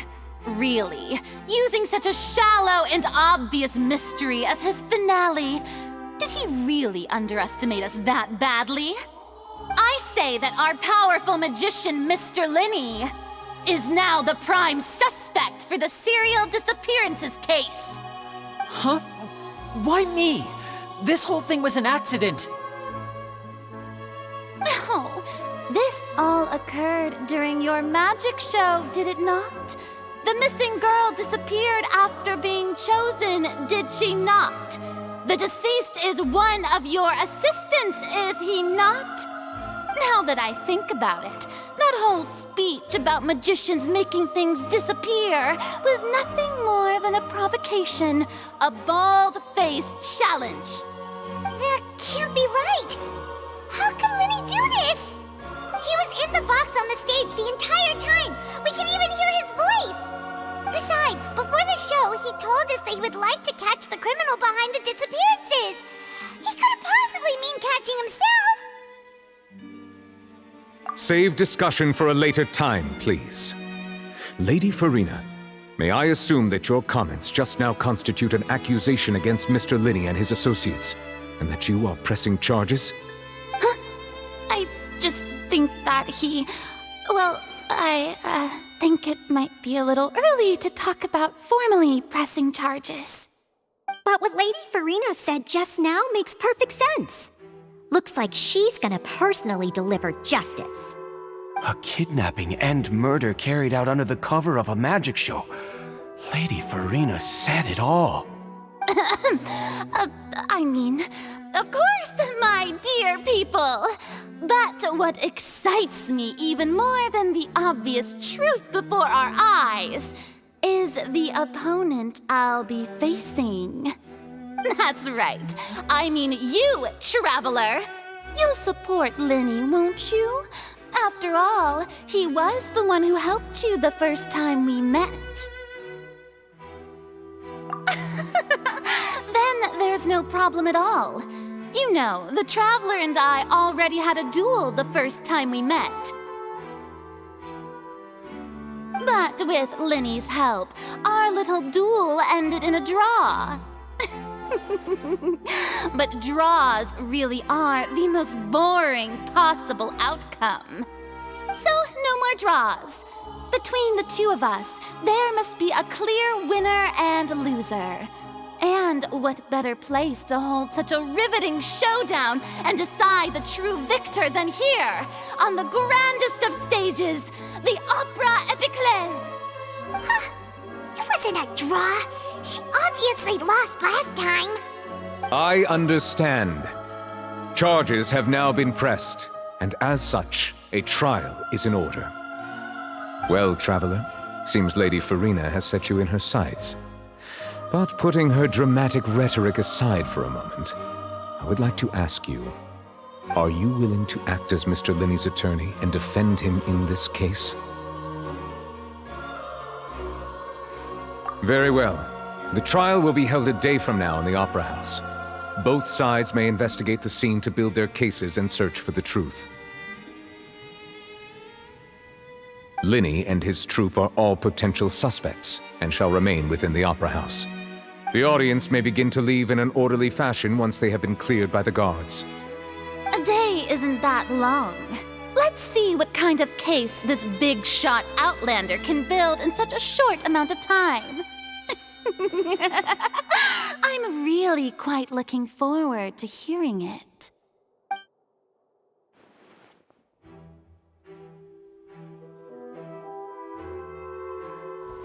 Linny! Sorry about everything that happened just now. Were you frightened? Of course! Who wouldn't be scared after witnessing an accident like that? Yeah, I'm a little shaken up myself. How could this happen? And poor Kel. I know you already claimed that you would defend me, but now it's just us talking. Tell me, do you think I could possibly be the murderer? Good to hear. Thank you so much for trusting me. I'm sure everyone sees me as the biggest suspect at this point. But if you ask me, the whole thing is mysteries layered upon mysteries, such that all that's left is confusion. I don't know whether what happened there on the stage was purely an accident or not, and I don't know why poor Cal was in the box. As for how that girl chosen from the audience could suddenly disappear, I'm afraid I don't have any answers either. If someone tampered with my performance, then we need to figure out what they did. Even a skilled and knowledgeable magician like myself couldn't pull all that off in just 1 minute. Which is precisely why we need to investigate! As this book says, the impossible could not have happened. Whatever happened must have been that which is possible. Paimon bought them when we were reading at the bookshop in the city earlier. Pretty cool, huh? Don't worry, Paimon used her own savings to buy them. It wasn't from our travel funds. I think they look cute on you, Paimon. You have good taste, Lynette! That's the right attitude. Feeling depressed isn't going to help me now. I need to get back to my normal self.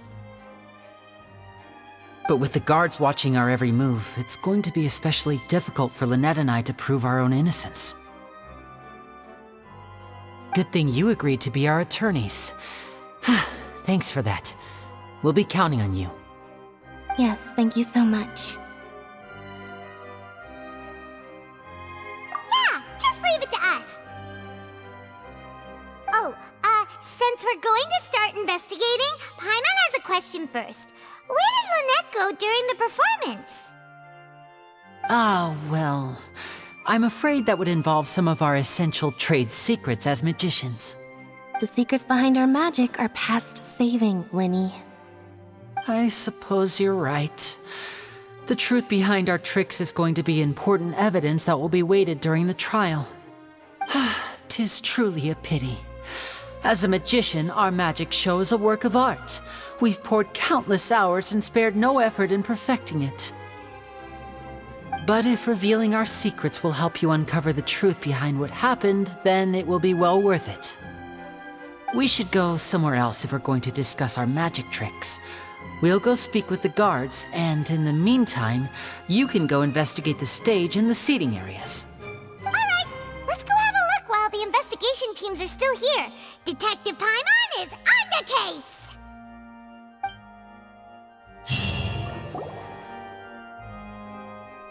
Hello, officer. How's the investigation going? Ah, I see. You must be the traveler that Lady Farina mentioned.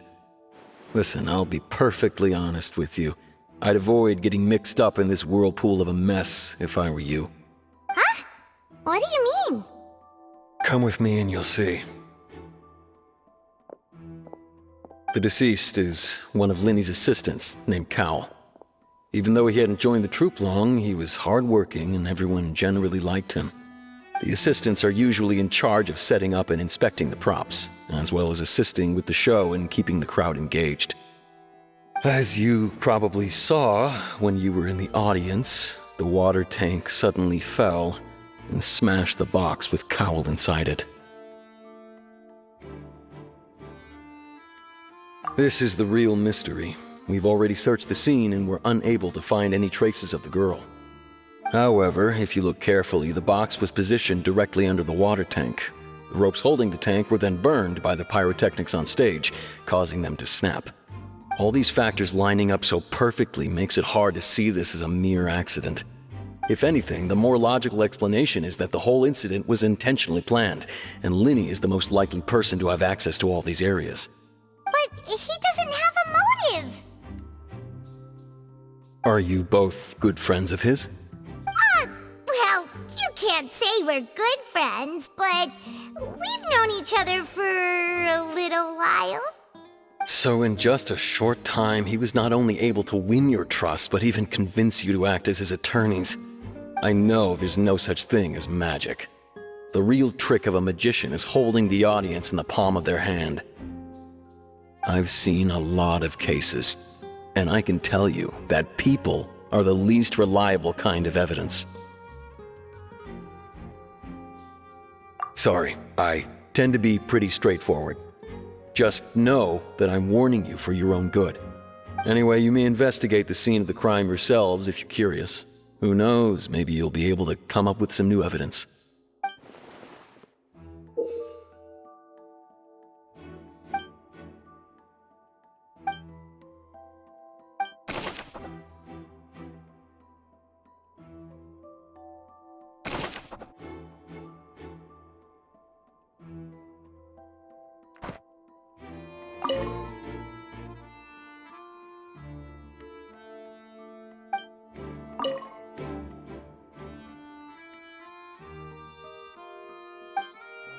So this is the rope that broke and caused the water tank to fall. The rope looks pretty durable. How can it be burned through so quickly by fireworks?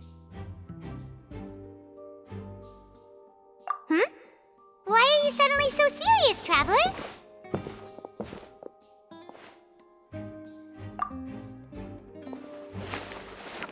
Whoa. Look! This bit is made from different material! Most of it was burned away, but there's still a little bit of it left. Huh. So if a rope meant to hold something was made with that kind of material in it, then that means... Wait! Why don't you write all this down? Let's take notes!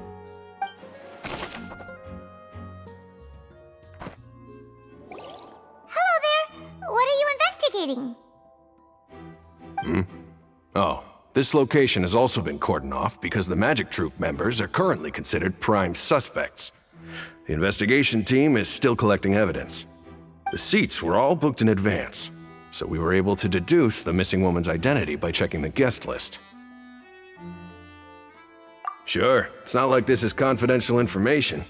We will publish it later anyway when we petition the public to help us find the missing person. Her name is Halsey. She's a painter from Fontaine who's made a bit of a name for herself. Apparently, she wasn't a regular at the Opera House, but she'd been feeling some pressure with her work lately, which made her decide to come see the magic show. The Magic Troop members all claim not to know her, and we have looked into her social connections. It seems that she has no personal grievances or conflicts of interest with the suspects. Simply put, she wasn't related to the Magic Troop at all, which matches the features of the previous serial disappearances. Were the victims of previous cases also chosen at random? That's how it seems to us, in any case. Apart from the fact that they were all young women of around the same age range, there really weren't any other connections between them. Okay then. No need to be so formal. If you do happen to see the missing girl, please be sure to contact us. It is of utmost importance that we get to the bottom of these disappearances.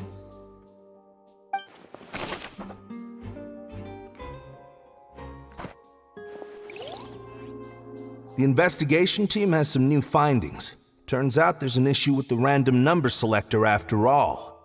See, I told you. What if the machine picked some big guy's seat? You think the murderer would have still made his move then? Sorry to interrupt, but we're helping Linny and Lynette with their side of the investigation. What were you saying about the number selector? There's something wrong with it? You're trying to help them? That'll be a tall order. Linny used the machine to pick a random member of the audience during his performance, right? The lucky girl that later disappeared. Well, we thought there might be a serious problem with the machine, so we had it taken away for further inspection. It turns out that the seat number it picked wasn't random at all. The machine picks that same number every time.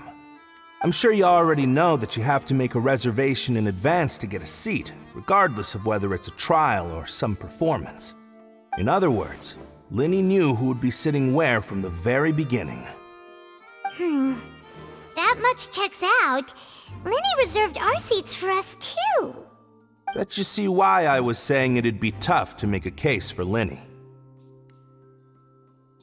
Even though it's bad for Linny's case, Paimon had better write it down.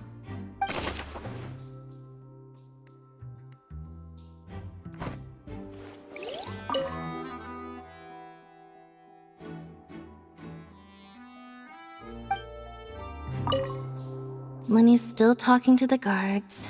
It seems he'll have a lot of explaining to do. I think someone will be assigned to monitor us later, but that's alright. I see that you're investigating the area. Well, it just so happens that I'm interested too.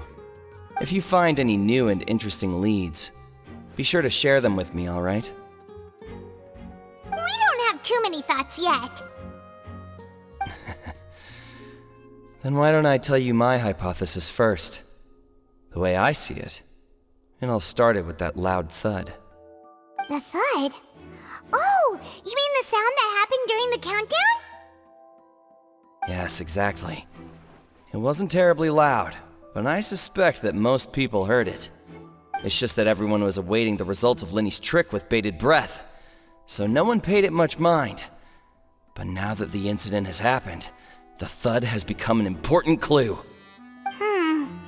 That makes sense. So, what do you make of it?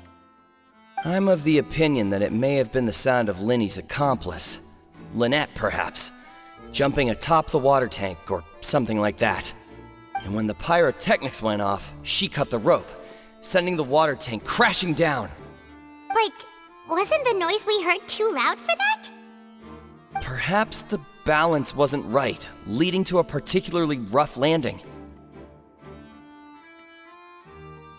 Oh, that's true.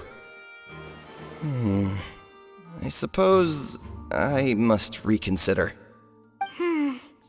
That does remind Paimon, though. What was with that sound?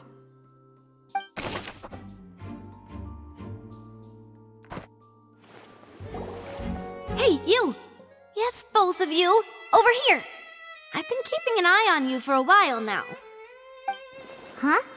You mean us? That's right. If I'm not mistaken, you're also among those who wish to cut down the thorns and pursue the truth. No? And by the looks of it, you're not from Fontaine. Well, you're right on the more about that one, but who are you? Have you never heard of the Spina di Rosula? From mediating disputes and providing protection to solving conundrums, you name it, Spina di Rosula does it. And I, Navia, have the honor of being its renowned president. Though those who play by our rules call me boss. I'm Silver, her attendant. Pleased to meet you. And I'm Melus. Demoiselle's various daily needs and affairs are under my purview. Huh? Boss? Demoiselle? What gives with the names? Well, I am the second generation president. Melus and the others are still used to my previous title. My apologies, Demoiselle. Should you prefer, boss, I will endeavor to use that instead. No, no need. You don't have to call me boss. Just Navia is fine. Okay, if you say so. Not that we're members of Spina di Rosula anyway. All merely trifling details. Never mind. Now, back to the situation at hand. That's right. I've always kept an eye on the serial disappearance cases. My interest stems from a matter back from my father's time. Judging from the look of things, I find Linny an unlikely mastermind. Really? We think so too! That's why we're looking for clues now. But how did you come to that conclusion? Intuition, naturally. My unparalleled intuition. Farina sure was quick to point the finger at Linny without any decisive evidence whatsoever, wasn't she? But that's not uncommon for her. If you remember, the Justice had to interrupt her and ask if she was pressing charges just to keep her from getting carried away. Anyway, a trial begins the moment someone levels charges. And, of course, there was no way Farina was going to back down in that situation. Sounds more like you just don't trust the Hydro Archon. Well, what's your opinion? I must admit that she can be interesting at times, but liking her doesn't mean that I'll blindly agree with her. All right, I've answered your question. Now, it's time you answer mine. Wait a minute, did that answer count? Well, I say it does. But don't worry, you won't hear any pointless questions from me. In your opinion, do you think it's right to treat a trial like it's an opera? Well? And why would that be?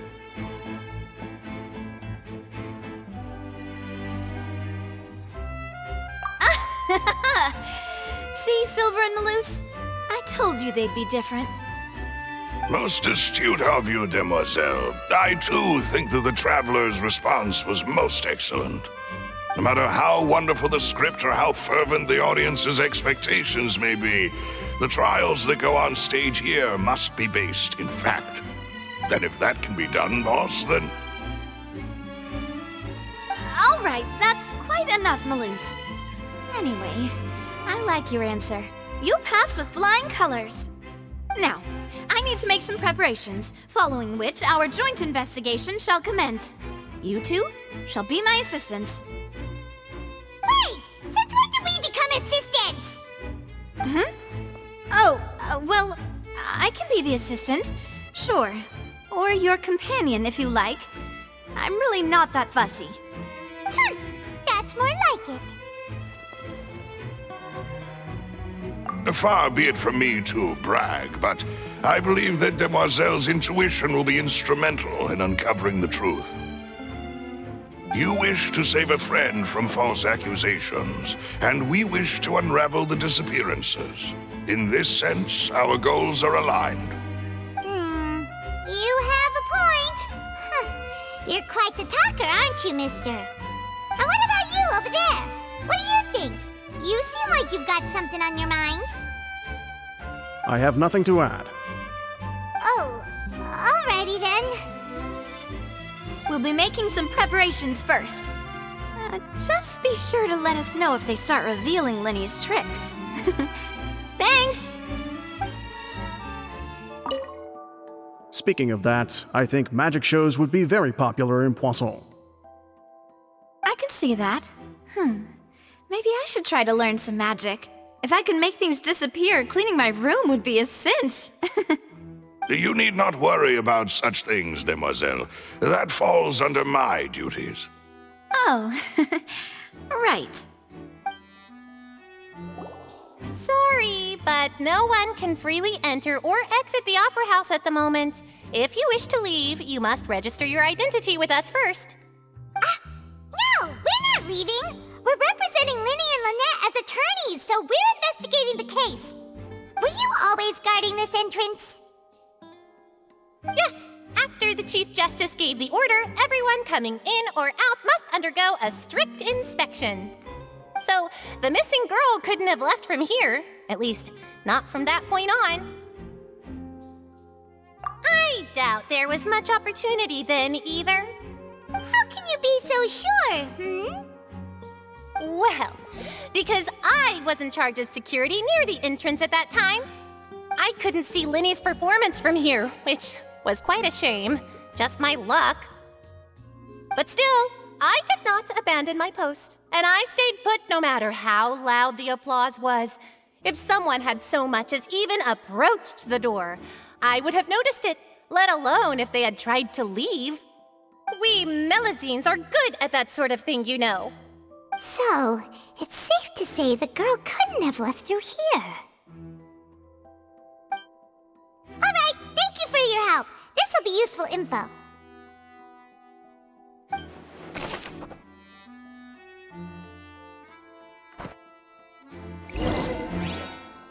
We've checked everything of note here at the performance venue. Paimon wonders how Linny's discussion with the guards is going. Let's go see, shall we? Ooh, things are getting interesting, huh? We're about to see how magic is made. Understood. Then I will be going with you. Just so you're aware, I will be monitoring your actions and making notes as necessary. Very good. Thanks for being so agreeable. I'd pull a rose out of my hat as a gift for you if I could. You may spare the pleasantries. I'm just doing my job. You've arrived. Who's this? Me? I'm Spina di Rosula's guardian angel. If you've got a problem, I've got the firepower. Sorry, I got a little carried away there. Call me Navia.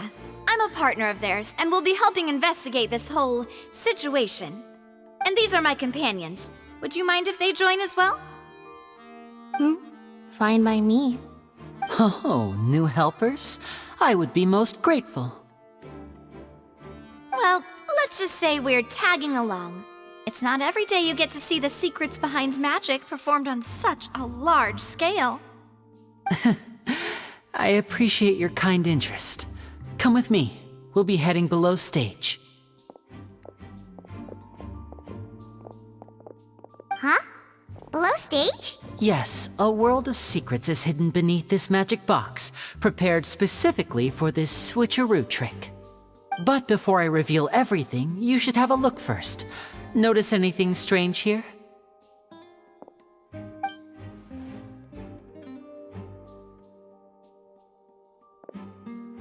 I'm not trying to be dramatic. Remembering the details of a trick will help you understand the methods used to perform it more easily. Huh. Weren't there balloons and other decorations here? Where did all that go? Ah, good eye. That said, you're still far from discovering the answer.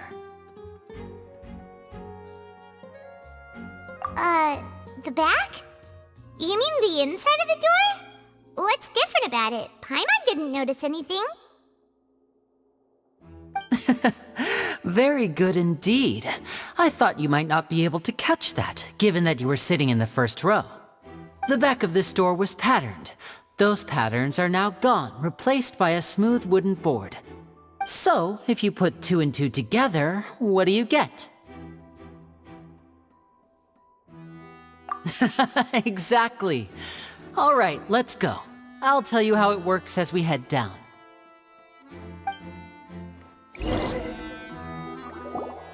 Oh, so there was a passageway under the magic box! I knew you'd figure out most of it as soon as you saw this place. The 2 magic boxes are positioned right above the 2 entrances of the tunnel. See this flatbed trolley? The box with the lucky audience member in it would be shuttled over to the other side using the trolley. This trolley can raise and lower and even rotate, ensuring that the box will face in the right direction. I see. So that's the purpose of the box inside another box. Precisely. The inner box would descend after the audience member was put inside and be moved along the trolley, all while the outer box would remain on stage as if nothing had ever changed. So that's how you did it! Once the box was lowered, the trolley would store some energy through this device here, with which it would complete the rest of the steps.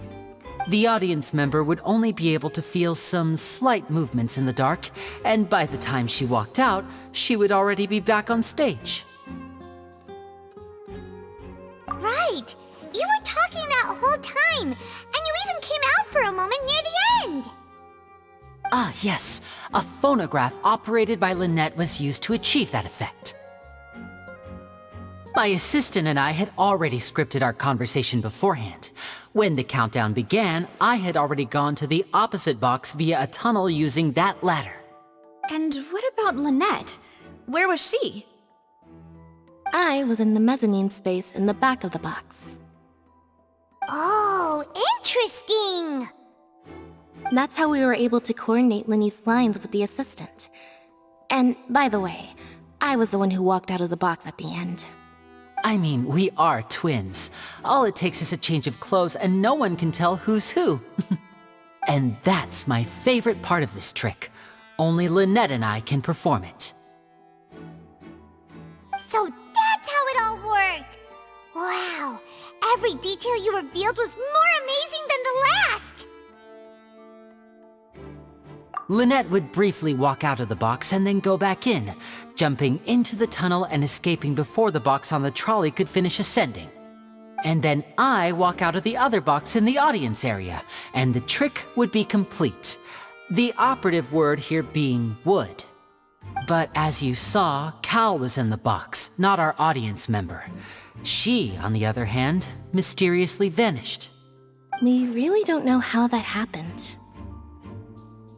If not for that interlude, this would have been an astonishing trick. I probably never would have figured out how you pulled it off. And yet, to think that someone was able to use this magic trick to commit a crime. Could we have a look around? I think we can come up with some more leads. This is the scene of the crime, so Linny and Lynette are not permitted to stay here. I'll escort them back up. Yes, of course. No need to be so strict now. I won't disappear into thin air, you know. Thanks, everyone. We're counting on you.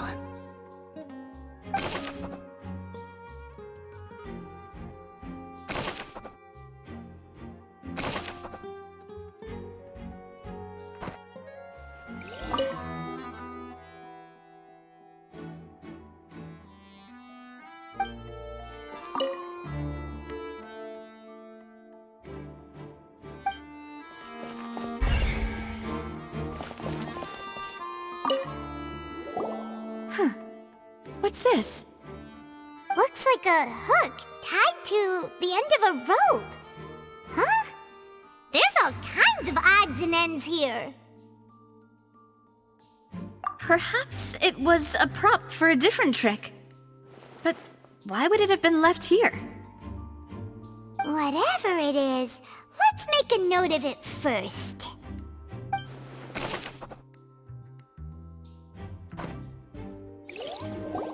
The floor is wet. Please be careful not to slip. Speaking of which, why would there be water here? Oh, Paimon knows! It's one of those tricks where you pour water into a jug and then flip the jug over only for the water to disappear? And here's a broken vase. Huh. Did the trolley knock it down while moving? That can't be. The trolley moves along tracks from start to finish. It couldn't have hit the vase at this distance. Let's note this down too and think about it later.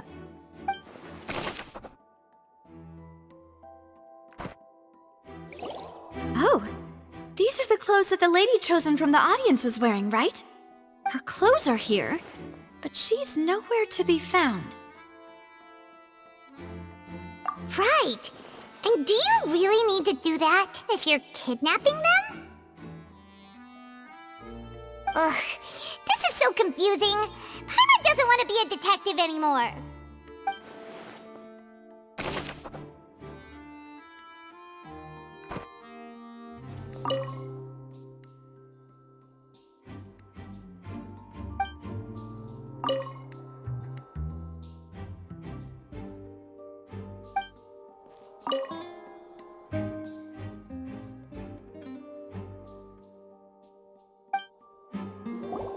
What is this place? It seems someone could fit through here. Huh. Could this have been the suspect's escape route? Alone, perhaps. But if they had to pull another person with them, the space would be too narrow. But there are no other ways in or out of here. Oh, you're right! Let Paimon write that down.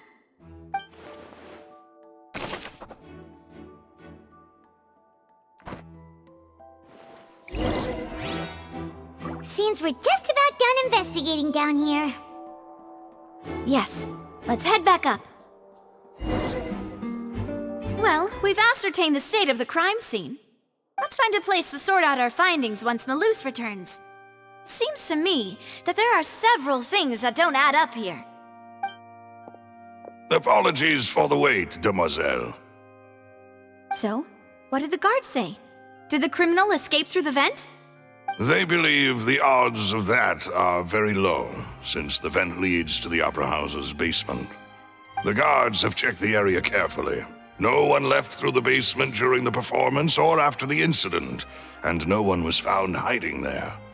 So the tunnels become like a secret chamber then! You know, like the kind you usually see in novels! The plot thickens. Halsey's disappearance and Cowell's death are both quite inexplicable. No wonder Farina was so confident in her accusation. All the current evidence points toward Linny and Lynette. In other words, the charges are very likely to be upheld unless we make some considerable progress.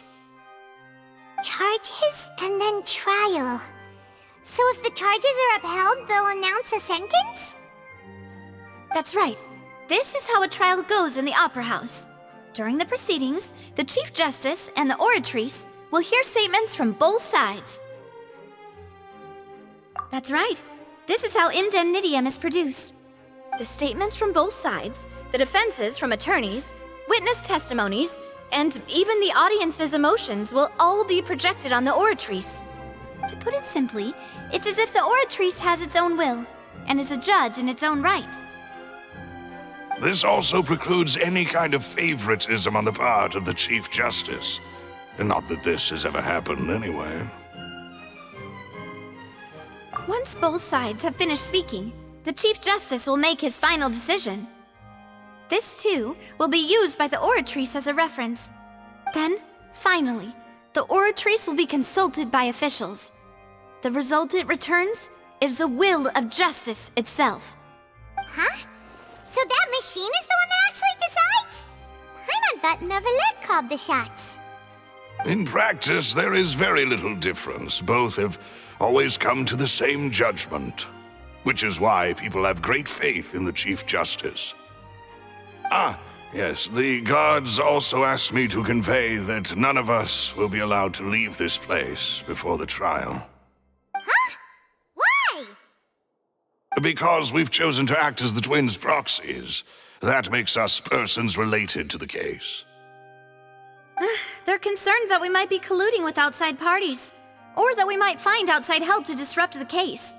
And even if that were not so, it could prove problematic if we happen to spread key information about the case ahead of time. I'm ready to break out at any time. Whoa! There's no need for that! Paimon thinks they have a point.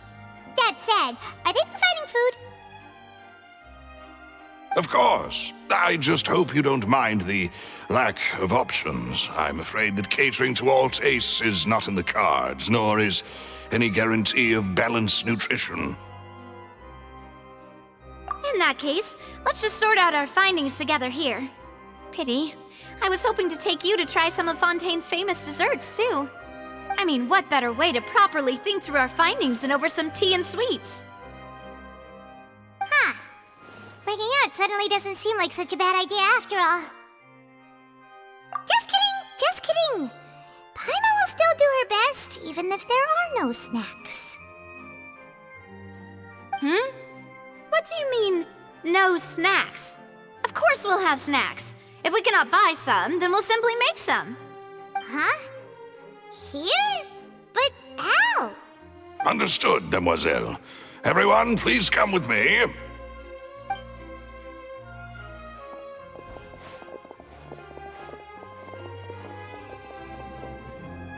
Wait, you're carrying a portable stove with you? Yes, I must be prepared to meet the Demoiselle's baking needs whenever the fancy strikes her. I have eggs, sugar, and almonds at the ready. Good work, you two.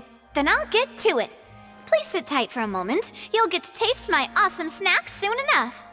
These three are quite the interesting group.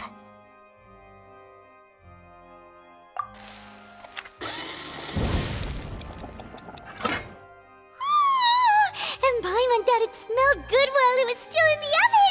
Oh, it's even better now. Paimon can't stop drooling. From the way you had these two guys carrying all that stuff around, Paimon thought you'd have them do more during the baking process. But you ended up doing the entire thing by yourself! Beating the egg whites, grinding almonds, everything! I was applauding. And I was giving encouraging smiles.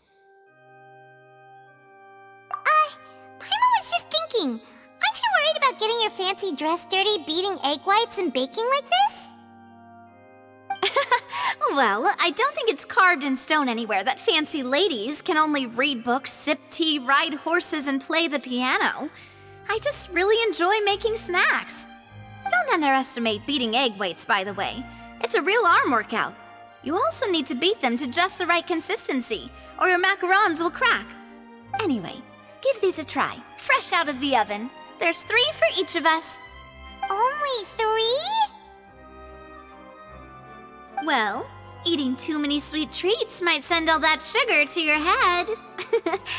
You wouldn't be able to think clearly about the case on a sugar rush, would you?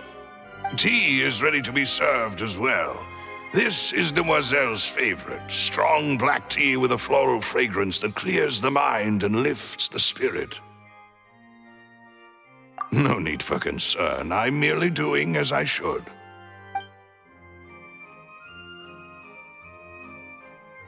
All right then. Down to business.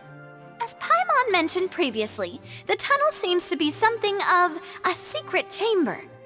However, we can assume that Linny and Lynette were not alone within it. Some criminal also occupied its sealed confines. The magician twins could have committed the crimes, of course, but they lack any logical motive. Exactly! Why would they do such a thing right when everyone was watching?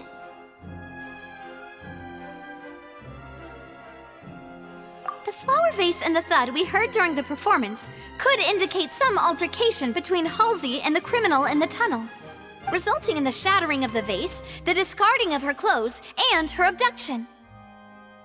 Perhaps the criminal thought that since she was chosen from the crowd, she would be too easy to identify if she was still wearing the same clothes. Paimon thinks that makes sense, but the real trouble is... True. None of the clues we found thus far support the existence of this third person. But the only people left to consider are both technically victims, whether it's the missing girl, Halsey, or poor Cowell. Huh. Could Halsey have secretly made modifications to the magic props in order to murder Cowell before making her escape? That's right. And even if she had tampered with the setup, she would need to understand the entire trick to pull it off. Nor does she have any motive. The guards said that she has never had any dealings with the magic troop's members. Were we not thorough enough in our search? From the sound of things, this is turning into an impossible case. Your macarons are amazing though, Navia. They smell great! They're nice and crisp and super sweet! They are my specialty after all. And I see you've already had 5 of them. What? 5? Oh, that can't be right. Paimon only counted 3, honest! Please don't worry about it. At my age, a few less sweets might actually be a good thing. No. Being greedy is one thing, but Paimon knows how to count. Besides, Paimon knows that if she ate too many, then others wouldn't have enough. Wait, even you don't believe Paimon? How could you? If Paimon ate those 2 extra macarons, then may they turn into stone in her stomach!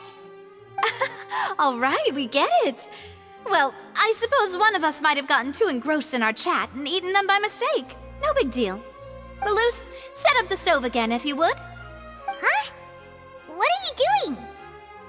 Making sure everyone gets 3 macarons, of course. Exactly. We don't want to trouble you. As you wish, demoiselle. And I have the egg, sugar, and almonds. Well, this really is your hobby, huh?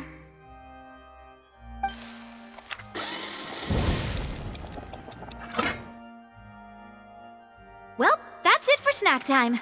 I'm going to have another look around the area. I don't know what we're looking for yet, but we've still got some time. As attorneys, I suggest the 2 of you think the case over again. It would be awkward if you got all tongue-tied on stage during the trial. Alright, thanks for your help, and for the snacks. It was nothing. A small task for the Spina di Rosula. Silver, Malus, it's time to go. I'll be back if I find anything new.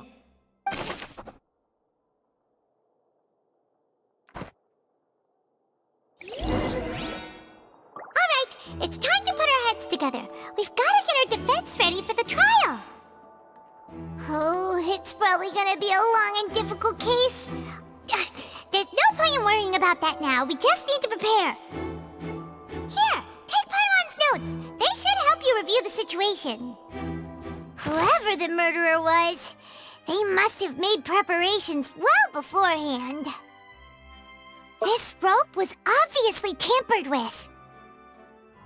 People needed to register and reserve a seat for the show.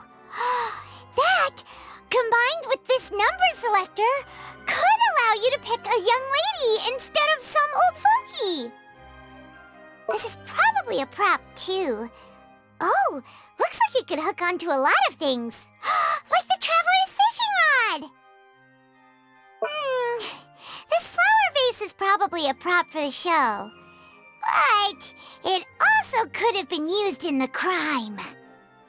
Paimon doesn't get this at all. You think about it for a bit, Traveler. Why would it be him? How strange. Gosh, no wonder the serial disappearances never got solved. We all heard that noise, didn't we?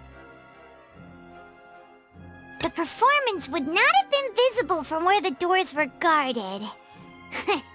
If Paimon were on duty, she would have snuck back into the audience seating.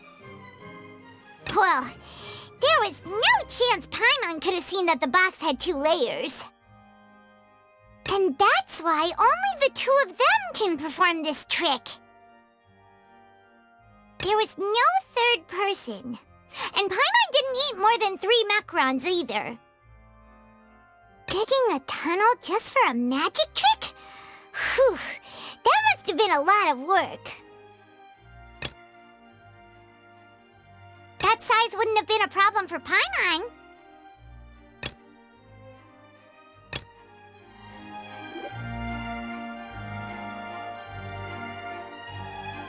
What do we do? The whole situation is so confusing. Good plan. Impossible things don't just happen. We'll get to the truth one way or another. Just relax.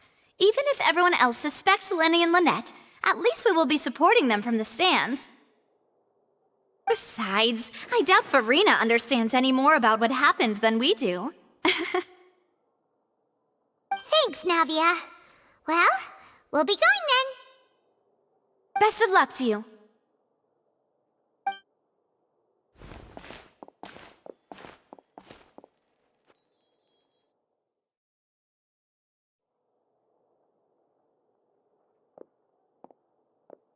Ah, finally, you're back.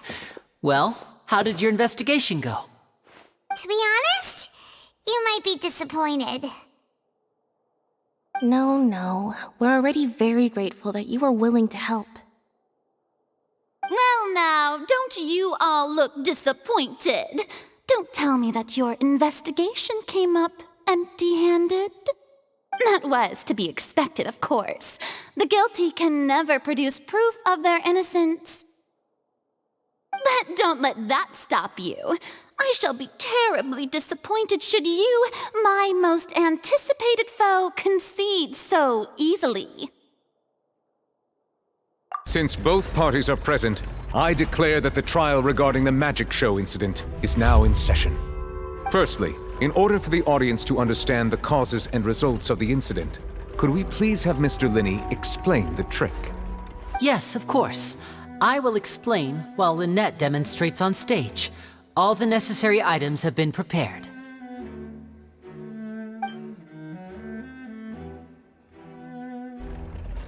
Thank you, Mr. Linney. In that case, I take your statement to be that you ran to and remained hidden within the magic box in the audience stands once the trick began, and thus could not have committed the crime. Is this correct? Yes, that's correct, Your Honor. In that case, I call upon the prosecution. Lady Farina, do you wish to refute his statement in any way? Why, of course I do. Allow me to take the first shot and break this case wide open. Mr. Lenny is clearly lying. There is no way you could have been in the box the whole time if you were to abduct Halsey and murder Cowell. In fact, I'd say you were hardly in that tunnel at all. That is simply your hypothesis based on the presumption that I'm guilty. Oh, is that so? And if I may ask, what did you hear while you were inside your box? The roaring countdown of the crowd, of course. That's how I kept track of the time and built anticipation for the finale. And you didn't hear anything else at all? Nothing that might leave an impression of any kind? No, nothing. I see. But when the count reached 30 seconds or so, there was a thud. One so loud that I believe practically everyone heard it. Huh? Hey, hang on! Something's not right here. Yeah, I'm sure he could have heard a noise that loud from inside the box. I was right by the box, and I definitely heard the thud. Look at those scales. Could those mean... Well then, ladies and gentlemen, allow me to use the words of the magician himself. You never know what can happen in the blink of an eye. Indeed, it seems his alibi can also collapse in the blink of an eye. Of course, I have armed myself to do far more than smash your alibi. Confidence cannot go unfounded, and my foundations are rock solid. Tell me, aren't you and Lynette actually from the House of the Hearth? The House of the Hearth?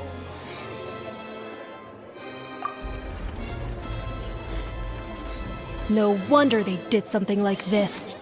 So the serial disappearances were the Fatsui's doing. Now it all makes sense. I've got a feeling that what happened on stage probably wasn't just an accident.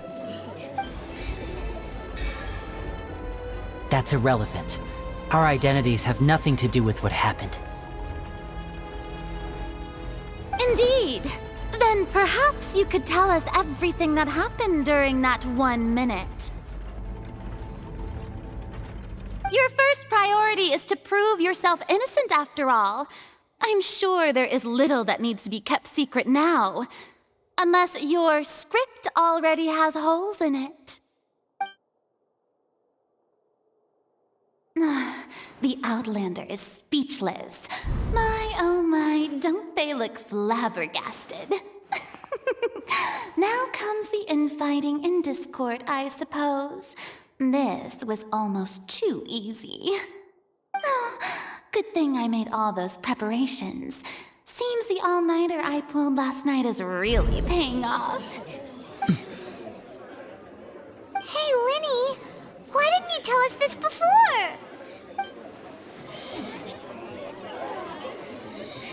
Order! Order! Mr. Linney, allow me to re-establish the facts. Lady Farina has raised 2 points. First, when the thud was heard in the Opera House, you were neither in the box nor the tunnel. Second, you and Ms. Lynette are both members of the House of the Hearth. Are these claims true?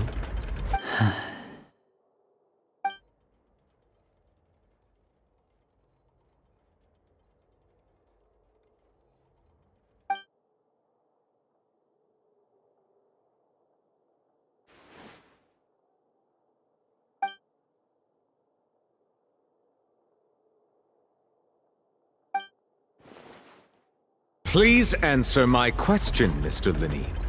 I'm sorry. Yes, they're true, Your Honor. I knew it! Well, that's it. We might as well move on to the sentencing already. What should we do now? Granted.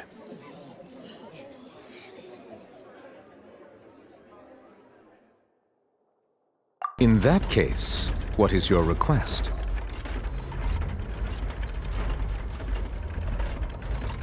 Is that really necessary? They're already as good as guilty.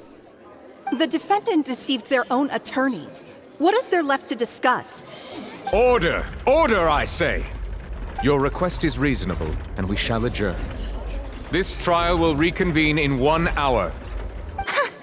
So you would stick to Mr. Linney's defense even after knowing what you do now?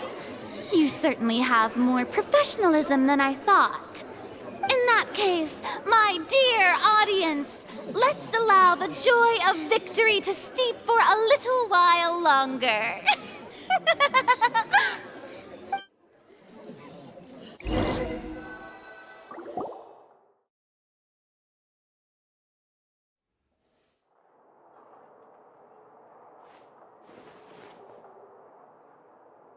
Well, this is awkward. I didn't think the Hydro Archon would dig all that up. I'm sorry, Traveler and Paimon. Yeah, sorry. Paimon doesn't know where to start. We trusted you two. We based our entire reasoning on the assumption that you weren't bad guys. Not to set the wrong tone or anything, but Paimon's really mad! I'm very sorry. I know you're angry, and reasonably so, but please, let me explain. I know you've clashed with the Vatui several times before. I wouldn't be surprised if just hearing the word is enough to make you upset.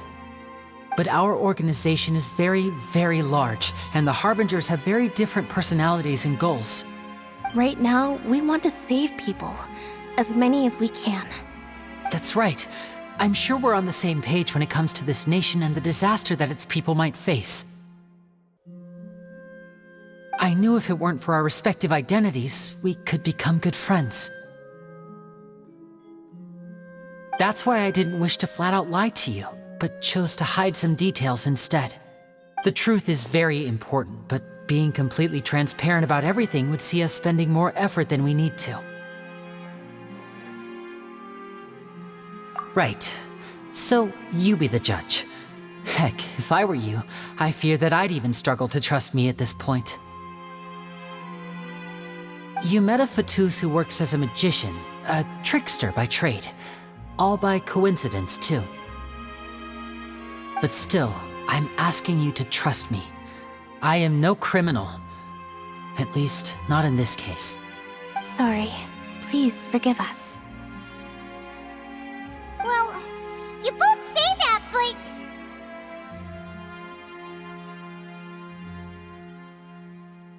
Right, let's hear your answer first, and no lies now! Of course. I'll answer any question you ask. We've been trying to find out how the Oratrice operates. We want to know why it has a consciousness. Why can it deliver sentences accurately? During our investigations, we learned that the machine's core is beneath it. From that moment on, Lynette and I have been designing this box swap trick, with the objective of getting close to the core. Is that why you needed a whole minute? That's right. In truth, the audience would take about 75 seconds to count down from 60, while I would only need 15 to get to the opposite box. So, after jumping into the tunnel, I accessed the Opera House basement via the vent, and went to investigate the room in which the core is stored. That air vent was created during the construction of the tunnel specifically to execute this step. Well, nothing. As soon as I reached that room and was about to investigate, I heard someone's voice. Which should have been impossible, of course. I was quite certain that I was the only one in the room. That voice seemed to recognize me and tried to speak to me. I chose to err on the side of caution and retreated the way I came. On the way back, I saw the broken vase and the clothes on the ground, but the countdown was almost finished, so there wasn't time to give it any thought. After that, The homicide occurred just as you saw. Well, that explains why you didn't hear the thud.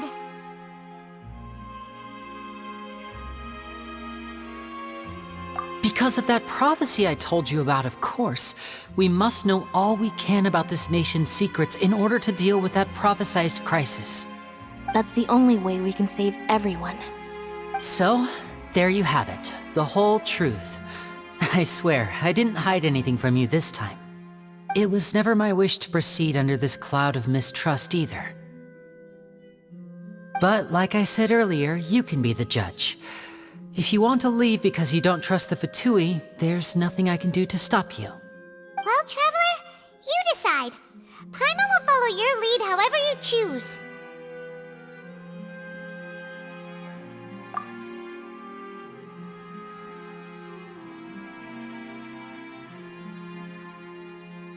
Okay, thank you. Thanks for giving us a chance. The current problem is that the scales are tipped pretty badly against you two.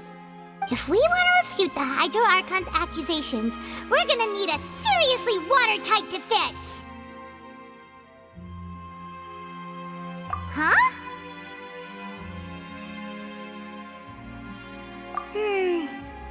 Oh, Paimon thinks she gets what you mean.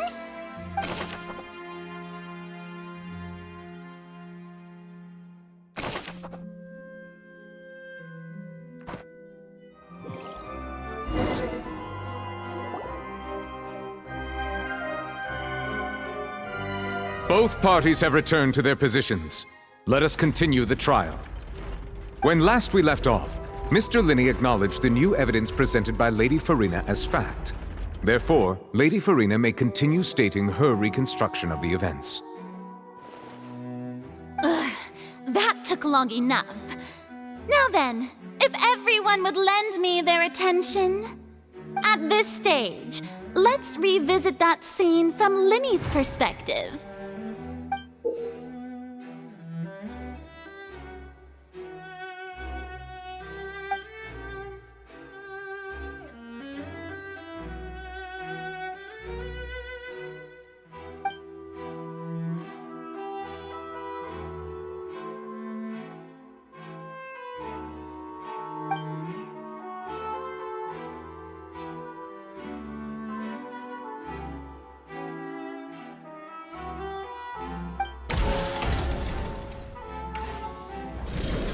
Countdown began, he entered the tunnel.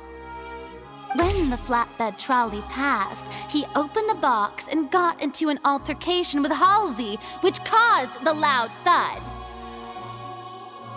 He did not realize that this sound could be heard by everyone in the opera house, which is why he claimed earlier that he could not hear the sound. Finally, he used the vase to knock her out, before making her change clothes to prevent others from recognizing her. At this time, Cowell arrived in the tunnel, having heard that strange noise, and caught Linney red-handed.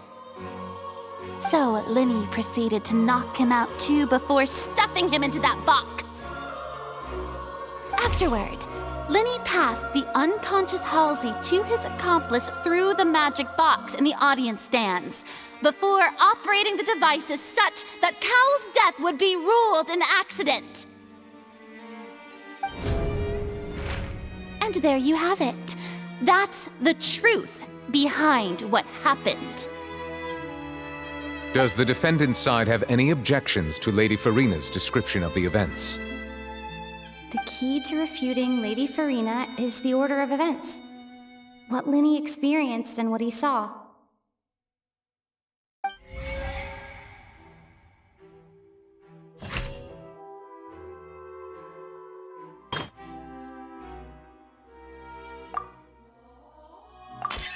According to Linney, he left via the vent after entering the tunnel.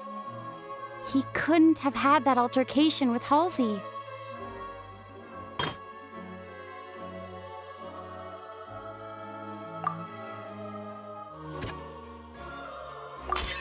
Linney went to the room that contains the Oratrice's core. This is the actual truth.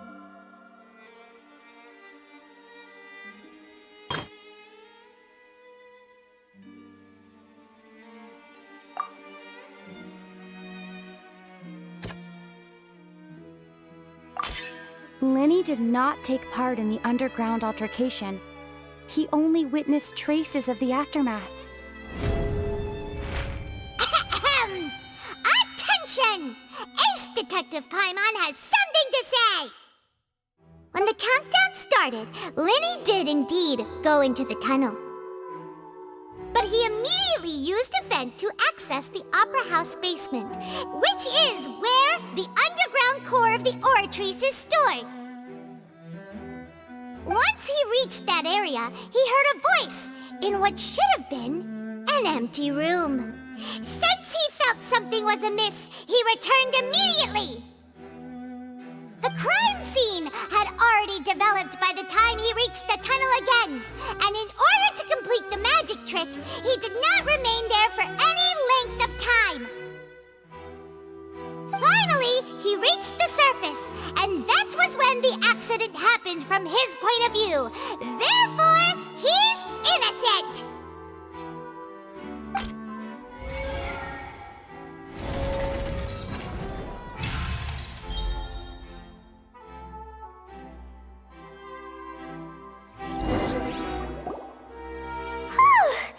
Paimon did it! Paimon actually managed to say all that! Wasn't it awesome? In other words, you believe that he knew nothing of the incident? That's right!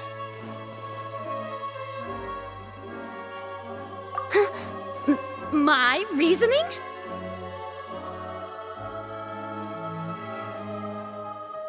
If that's the case, then if Cowell hadn't entered the tunnel, who was the entire setup meant to kill? Assuming that what you say is true, Lenny only needed to kidnap the young girl to cause a new disappearance case. What would the point of killing someone on stage be?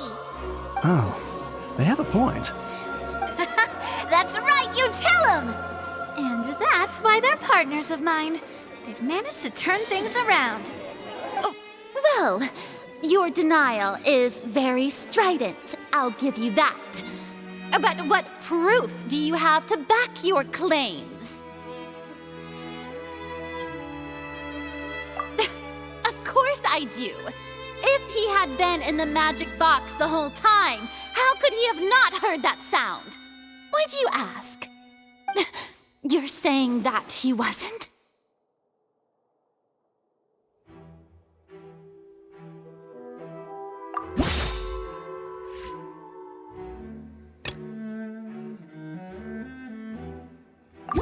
That's right!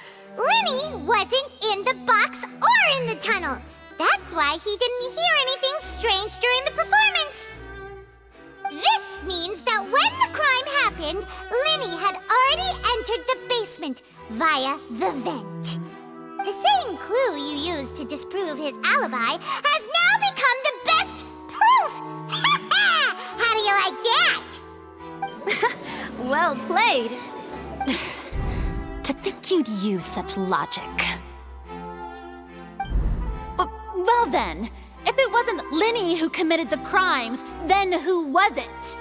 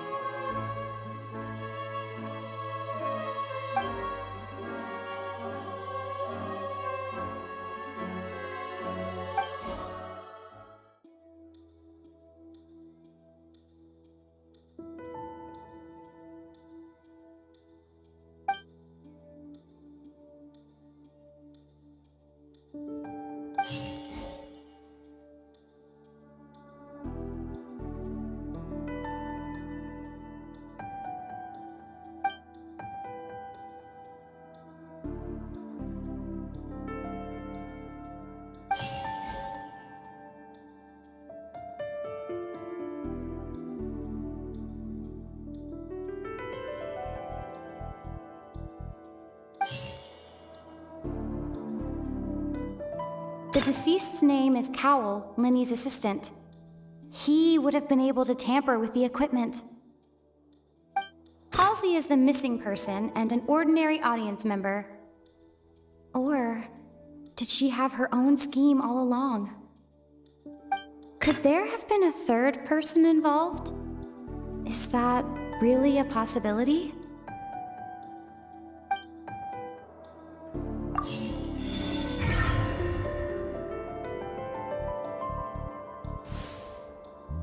Huh?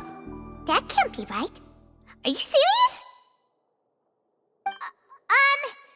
The killer was, in fact, Cowl, the deceased! Oh, is that so? How interesting! Let's hear your reasoning then. What I must do next is recreate the truth. What Cowl did, and how he went from would-be perpetrator to victim. No one entered or left the Opera House through its entrances. So, where would the criminal have wanted to take Halsey? The deceased's name is Cowl, Linny's assistant. He would have been able to tamper with the equipment. Halsey's clothing was in the tunnel. So, there must have been some fear that she would attract attention. The sound we heard may have come from a clash between the missing Halsey and the criminal. Linny was not in the tunnel at that moment, which gave our criminal ample time. It would have been tough for both people to fit into that vent. They would likely have bumped into Linny as well.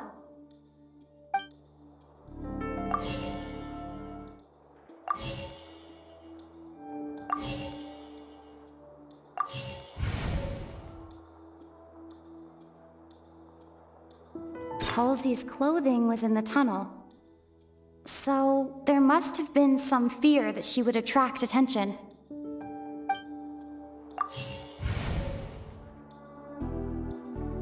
It would have been tough for both people to fit into that vent.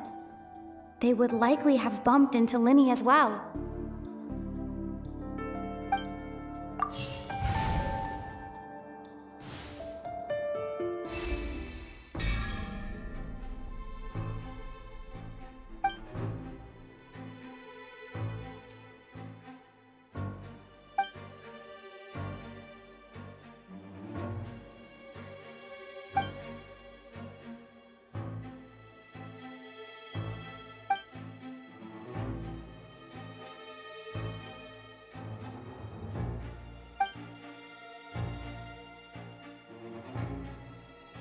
What's wrong, Traveler? Are you still having trouble figuring things out?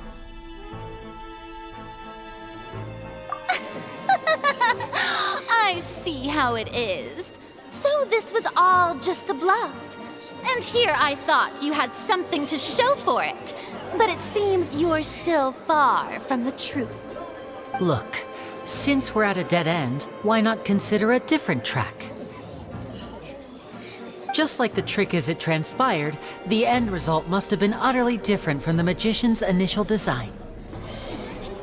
If only we knew how Halsey disappeared. Well, that would be nice, but the tunnel only has 3 exits, and none of them seem very likely. And it's not like this is a magic trick where you can just make a real live person disappear. You know, like you did from that water tank, Lynette.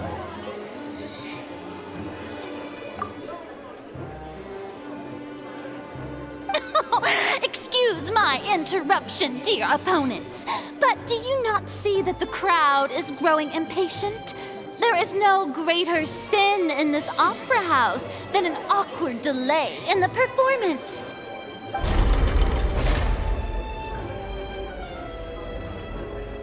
If the defense is unable to make further effective arguments, we will move on to the next stage of the trial.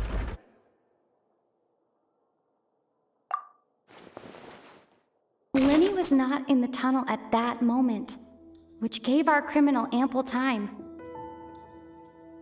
The sound we heard may have come from a clash between the missing Halsey and the criminal. The deceased's name is Cowl, Linny's assistant.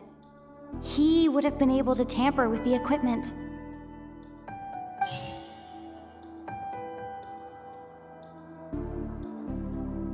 The vase was not broken by chance. It was used to cover important evidence. The water.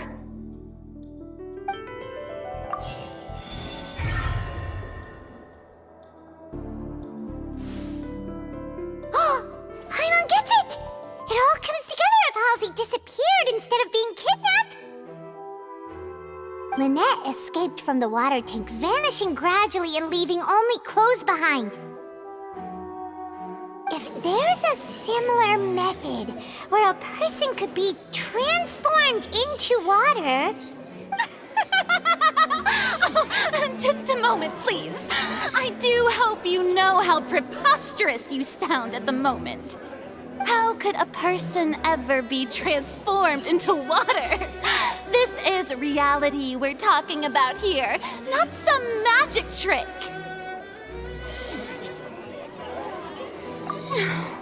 Must we really? I should think that of anyone. Your friend Linny already knows this truth very well. Magic tricks are ultimately just illusions and misdirection.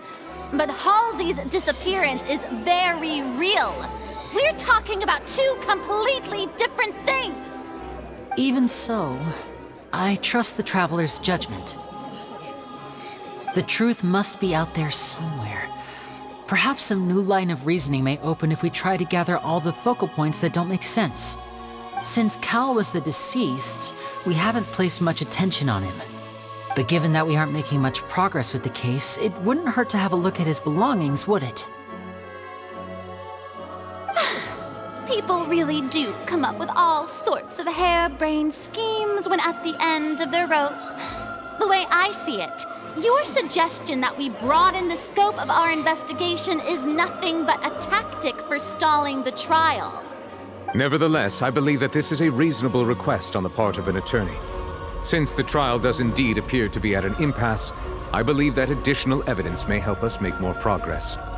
Guards, please step into the lounge and examine the personal effects of the deceased, Cowell.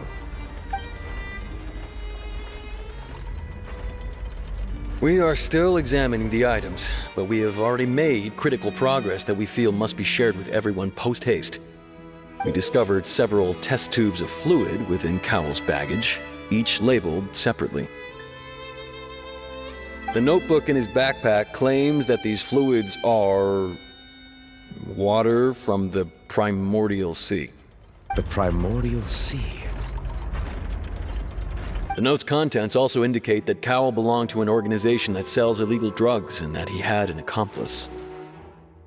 The notebook has many entries concerning safe usage of these fluids, in which the keyword dissolve appears many times. One of these tubes was labeled Opera Epiclese, along with yesterday's date. It is empty. The notes also state that these dissolution properties work exclusively on people from Fontaine. It's likely that Halsey was chosen as some sort of test subject. As such, we believe that the defense's hypothesis is, in fact, supported by sufficient evidence. You've got to be kidding! People dissolving into water? Could something so ridiculous actually be true? Wait a moment. This reminds me of a certain prophecy, but it's just a coincidence, isn't it? Huh.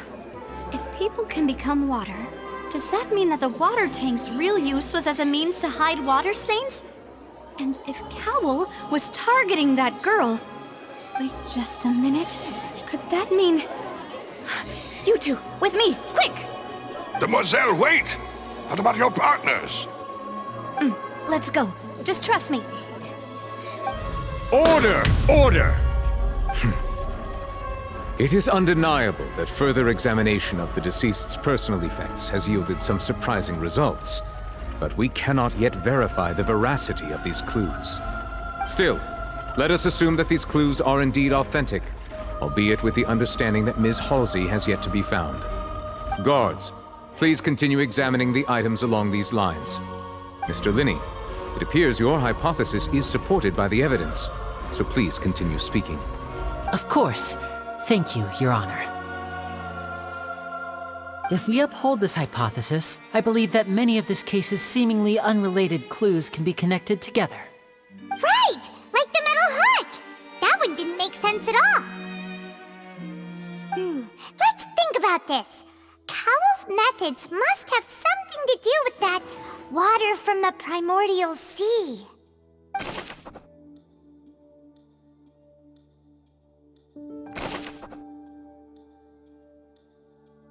The deceased's name is Cowell, Linny's assistant. He would have been able to tamper with the equipment. Lynette was in the magic box on stage the entire time. Did she have something to do with this? The rope that strung the water tank up was lit by the fireworks and cut. As such, the focus here is on the water and not the tank. Now it seems like the hook rope was not meant for another magic trick, but was instead some form of triggering mechanism. The water from the primordial sea should already have been prepped before Halsey entered the magic box. I remember there was something else within the inner layer of that box.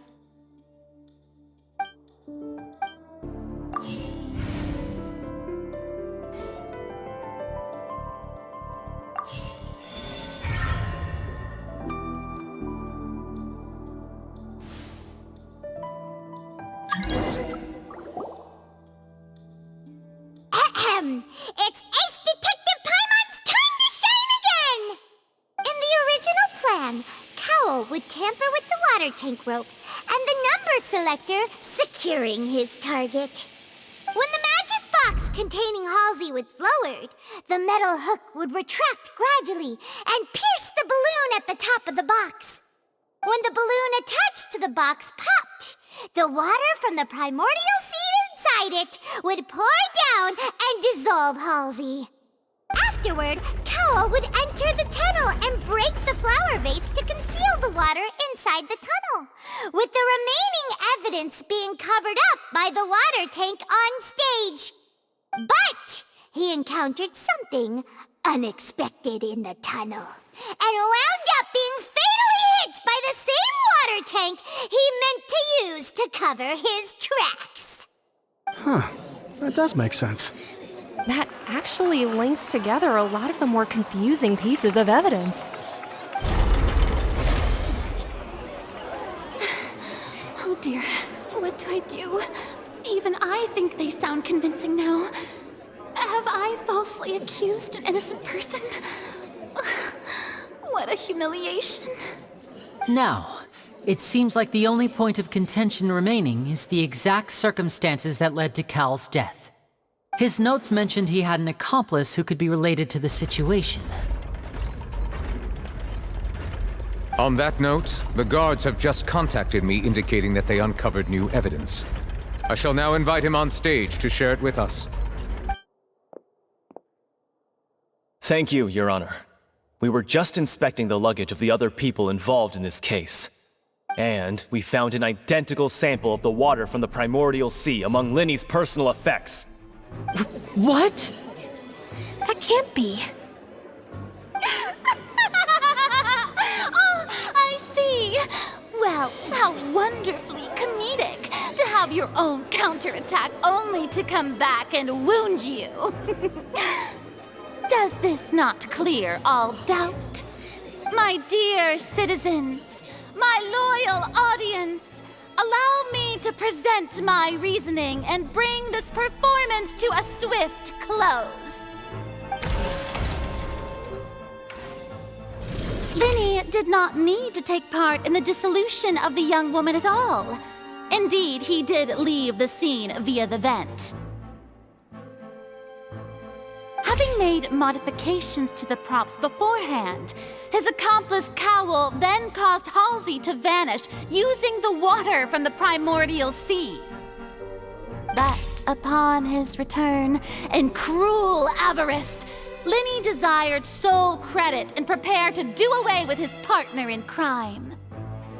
Ultimately, he knocked Cowell out, and the tool meant to cover the crime up also became a murder weapon. Now, as much as I regret having come to such a viciously straightforward conclusion, it does seem that the famed Fatui is quite the cold-blooded and ruthless organization. Am I right, Mr. Linny? We've used up all the evidence we collected. There's no way for us to make a rebuttal here. Is this the end of the road?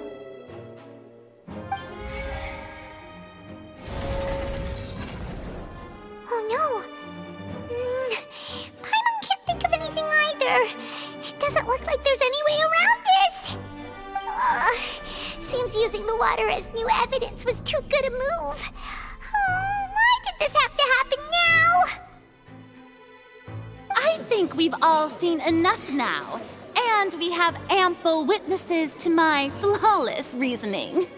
I believe this is indeed the finale. Now then, my good, noble Chief Justice, should we not, in your view, Excuse me, everyone, but I must interject! Miss, I must ask you not to shout, and to respect the ongoing legal proceedings. Oh, come on, don't be hasty. I have a good reason for interrupting, you know. Now, would anyone here like to take a little break from all this debate and see a little magic? I'll show you an amazing trick, one that can bring a young woman who has disappeared back in the flesh, right before your very eyes. Please, do the honors, Mr. Linny, if you would be so kind. What in the world is she saying? No offense, miss, but miracles like that are beyond my scope as a magician. Come on now, don't be silly. Magic is all about misdirection, isn't it? It often conceals the truth while presenting a fascinating illusion. But once everyone believes the illusion, can't magic reveal the truth to them once again? And wouldn't such a trick be the most marvelous finale to today's performance? Come on, Linny and Lynette, give it another go. Don't worry, Spina di Rasula has made the necessary arrangements on your behalf. But as the magic makers and stars of the show, I think I should leave the final performance to you. I understand.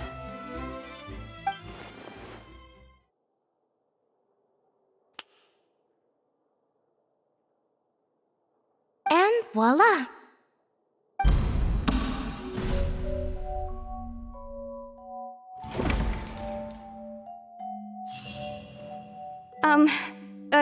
Sorry for the interruption. Wait, isn't that Halsey? So the whole thing about people dissolving wasn't true after all?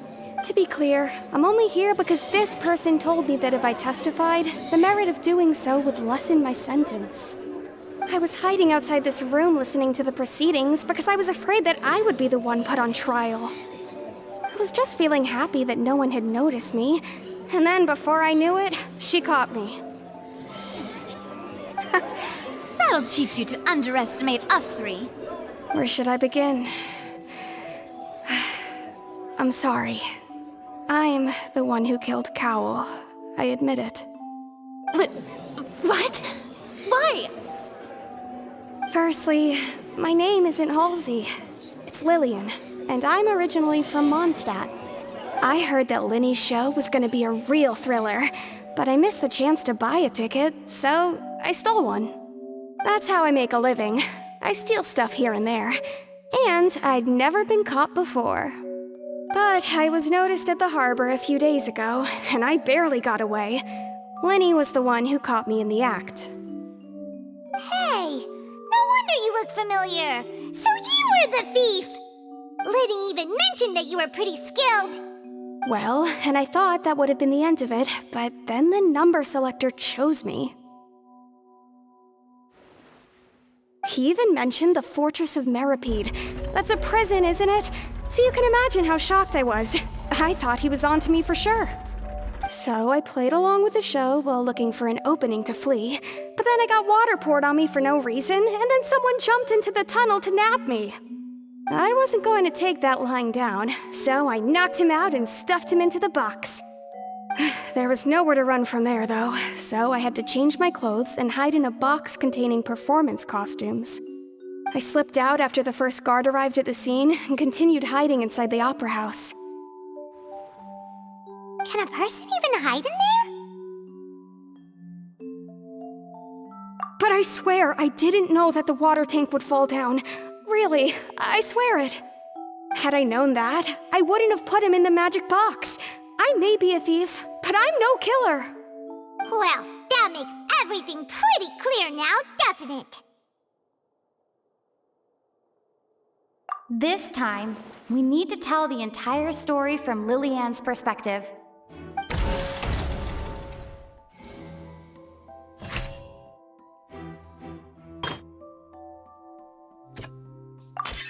The strange sound wasn't from a fight.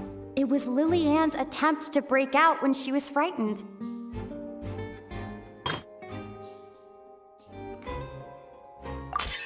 The flower vase was not broken to cover anything up, but was smashed during the struggle between Lillian and Cowell.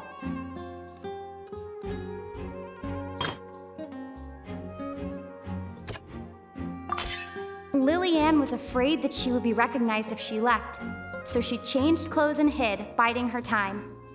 Just what one might expect of an experienced thief. And it's Ace Detective Paimon time! Having been selected out of the blue, Lillian panicked. Her panic only intensified after she entered the tunnel and had water poured on her head. So she kicked the door open, producing the thud we all heard. Hearing the commotion, Cowell leapt into the tunnel, only to discover that Lillian had not dissolved.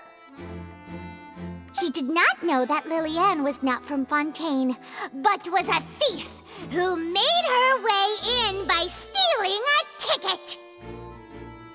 Mistakenly believing that the water from the primordial sea needed time to take effect, he tried to force Lillian back into the box.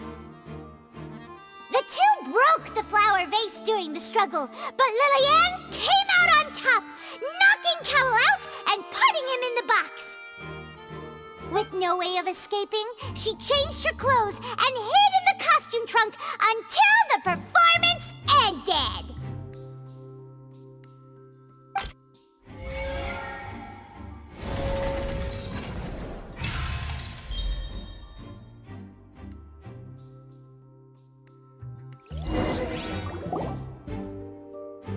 She knew that she would have to go through guard inspection if she tried to leave afterward. So, she has been trapped in the opera house these last 2 days. She had already become desperately hungry by the time we were chatting over macarons. So, she swiped 2 of them right under our noses. Talk about a sneaky thief. At this point, all the events that happened in the tunnel have now come to light. Ah, so that's the whole story. Bravo! Bravo! Now then, Lady Farina, do you wish to speak against the defense's statements? Please answer the question, Lady Farina. Also, if I may add, the trial has not yet ended. As such, I request that the prosecution not leave the room before the proceedings have concluded. What, are you reading my mind now? No, I have no further arguments. I admit defeat. But really, could you at least have left me with some dignity? Wow, look at that! She's like a deflated balloon now. If there are no objections, then as the Chief Justice of Fontaine, I shall once again repeat the full sequence of events. The actual perpetrator of the serial disappearances, Cowell, selected his next victim from the audience reservation list. With some modifications to the selector, he could ensure that the pre-selected young woman would be chosen. To cover up any evidence while committing the deed, Cowell thought of allowing the water tank to fall, which would conceal the water left behind after the young woman was dissolved. He also tampered with the rope suspending the water tank, using the fireworks at the end of the performance to cause the tank to drop and hide the watermarks. He poured the water from the primordial sea into a balloon during the preparation of the magic box and stuck it to the box's lid. Finally, he passed the prepared hook on a rope through the gap in the magic box's door when bringing the young woman to said box. When the magic trick officially began, the box containing the woman was lowered into the tunnel, tightening the hook rope and bursting the balloon containing the water. If all had gone to plan, the young woman would be dissolved at this time. However, Lillian was not from Fontaine and thus fled the box with a loud noise. Realizing that there was trouble, Cowell entered the tunnel and met Lillian. Thinking that the waters had not yet taken effect, he decided to proceed. However, his opponent was more capable than he thought, and he was overcome, knocked unconscious, and placed into the magic box, and thus became his own final victim. Lillian, according to her own statements, then changed clothes and hid until the performance ended, before hiding in other parts of the opera house. As for Linny, he was in the underground structures within the opera house, and was thus ignorant of these happenings. From this reconstruction of events, we can conclude that Linny, the accused, is in fact innocent. While there is much in Linny and Lillian's conduct that should still be investigated separately, this case, at least, can be handed over to the Oratrice to make the final decision.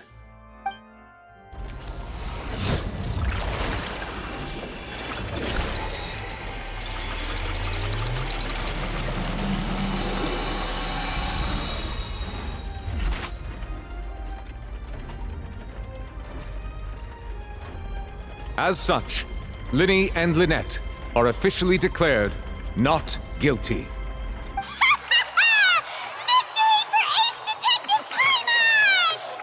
Great work, partners. Thank you all. Thank you so much. Next, I think we deserve an explanation, Guard Vaughn.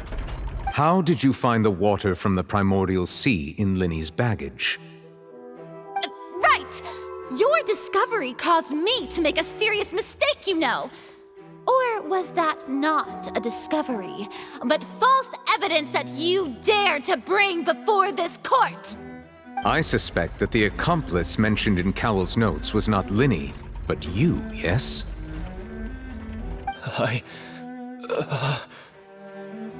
I'm sure you know what you must do to lessen your sentence. Speak quickly! Unless you want to earn yourself a one-way ticket to Coupon Town. I was just following orders.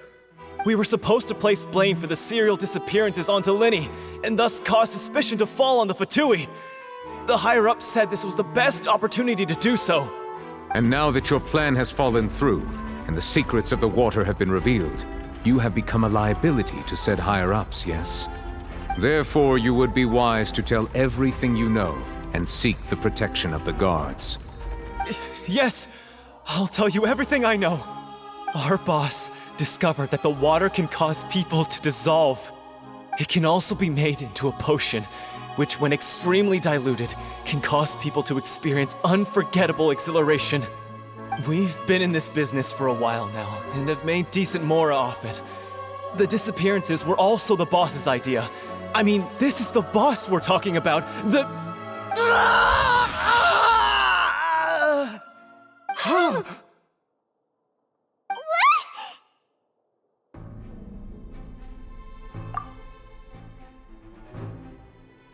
And now he can no longer talk.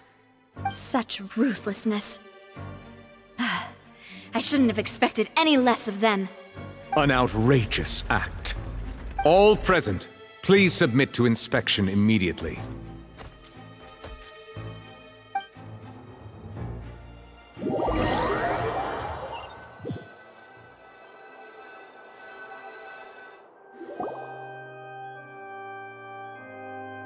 So, we're just going back now?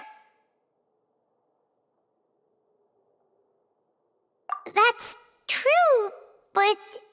Traveler, Paimon, please wait.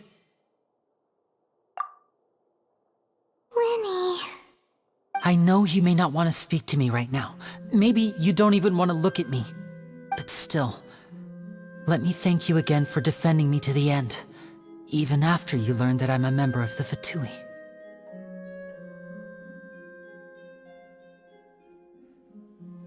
I guess. But regardless, I'd like the opportunity to set things straight. I didn't approach you with any ulterior motives or ill intent. I've spoken to you as myself, just plain Lyney this entire time. As for why I'm a Fatus, it's because the goals of the House of the Hearth align with those of an orphan like me. That's all.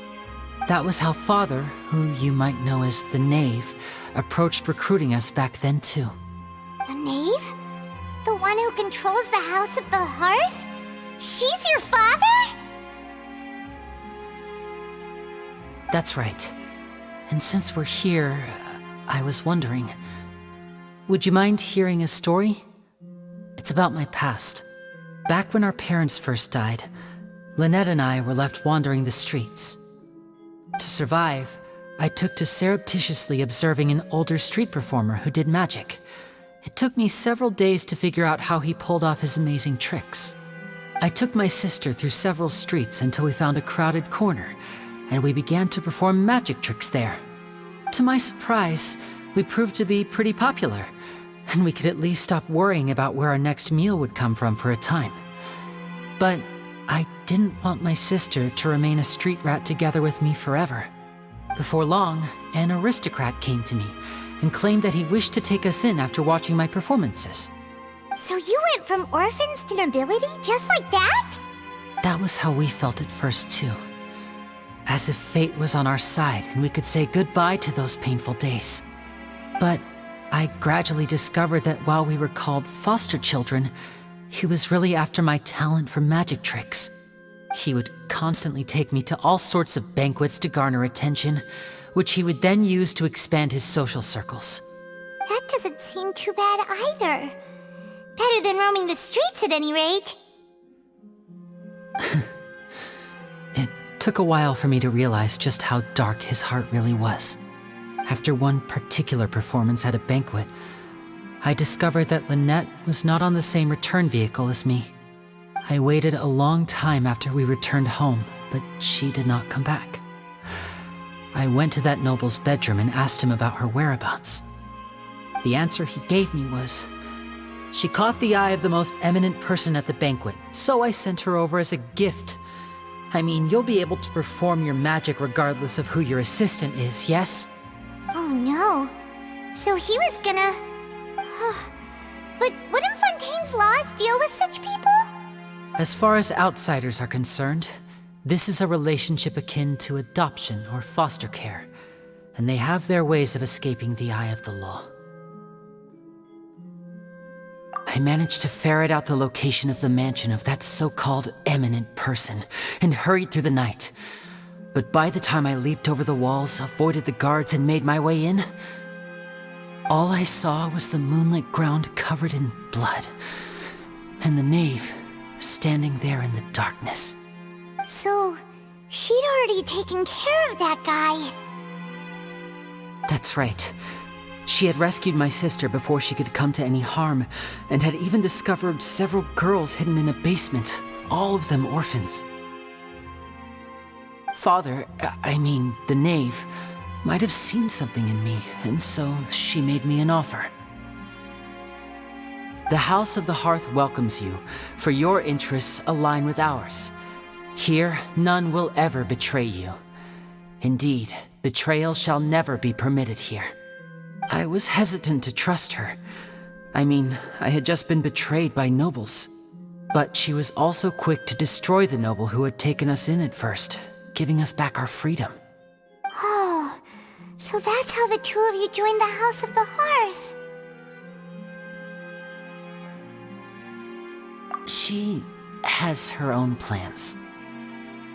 She has gained permission from the Sarita to first use the Gnosis' power once she obtains it. She plans to use it to find a way to break the prophecy and save Fontaine. So, she believes in that prophecy too? That's right. The whole House of the Hearth is currently working to combat that crisis. Today's case has also proven that people from Fontaine can indeed dissolve into some sort of water, thus further supporting the prophecy. All of us house members here, Lady Arlecchino herself included, are from Fontaine. We won't give up on defending our homeland. To us orphans, the only connection we have left to this world, apart from our family, is our homeland. So, from small deeds like distributing magic pockets to huge schemes like stealing a Gnosis, everything is aimed at dealing with that prophecy. It's all right. I understand. The only thing I can do is relate all this to you. I just hope you can understand that even as a member of the House, I have never stopped making my own decisions, and that I believe what I'm doing is right. If you should need anything at all in the future, feel free to find me. I will do my best to help you, as plain Linny.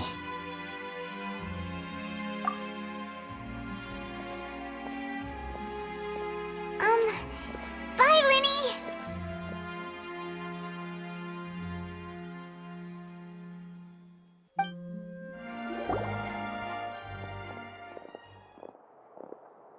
Hey there! What was with the disappearing act you pulled right as the trial ended? Were you looking for us, Navia? Well, this whole thing isn't exactly over, is it? I do feel that we're getting closer to solving the serial disappearances case, though. Don't you think so, too? Huh? What's wrong, my dear partner?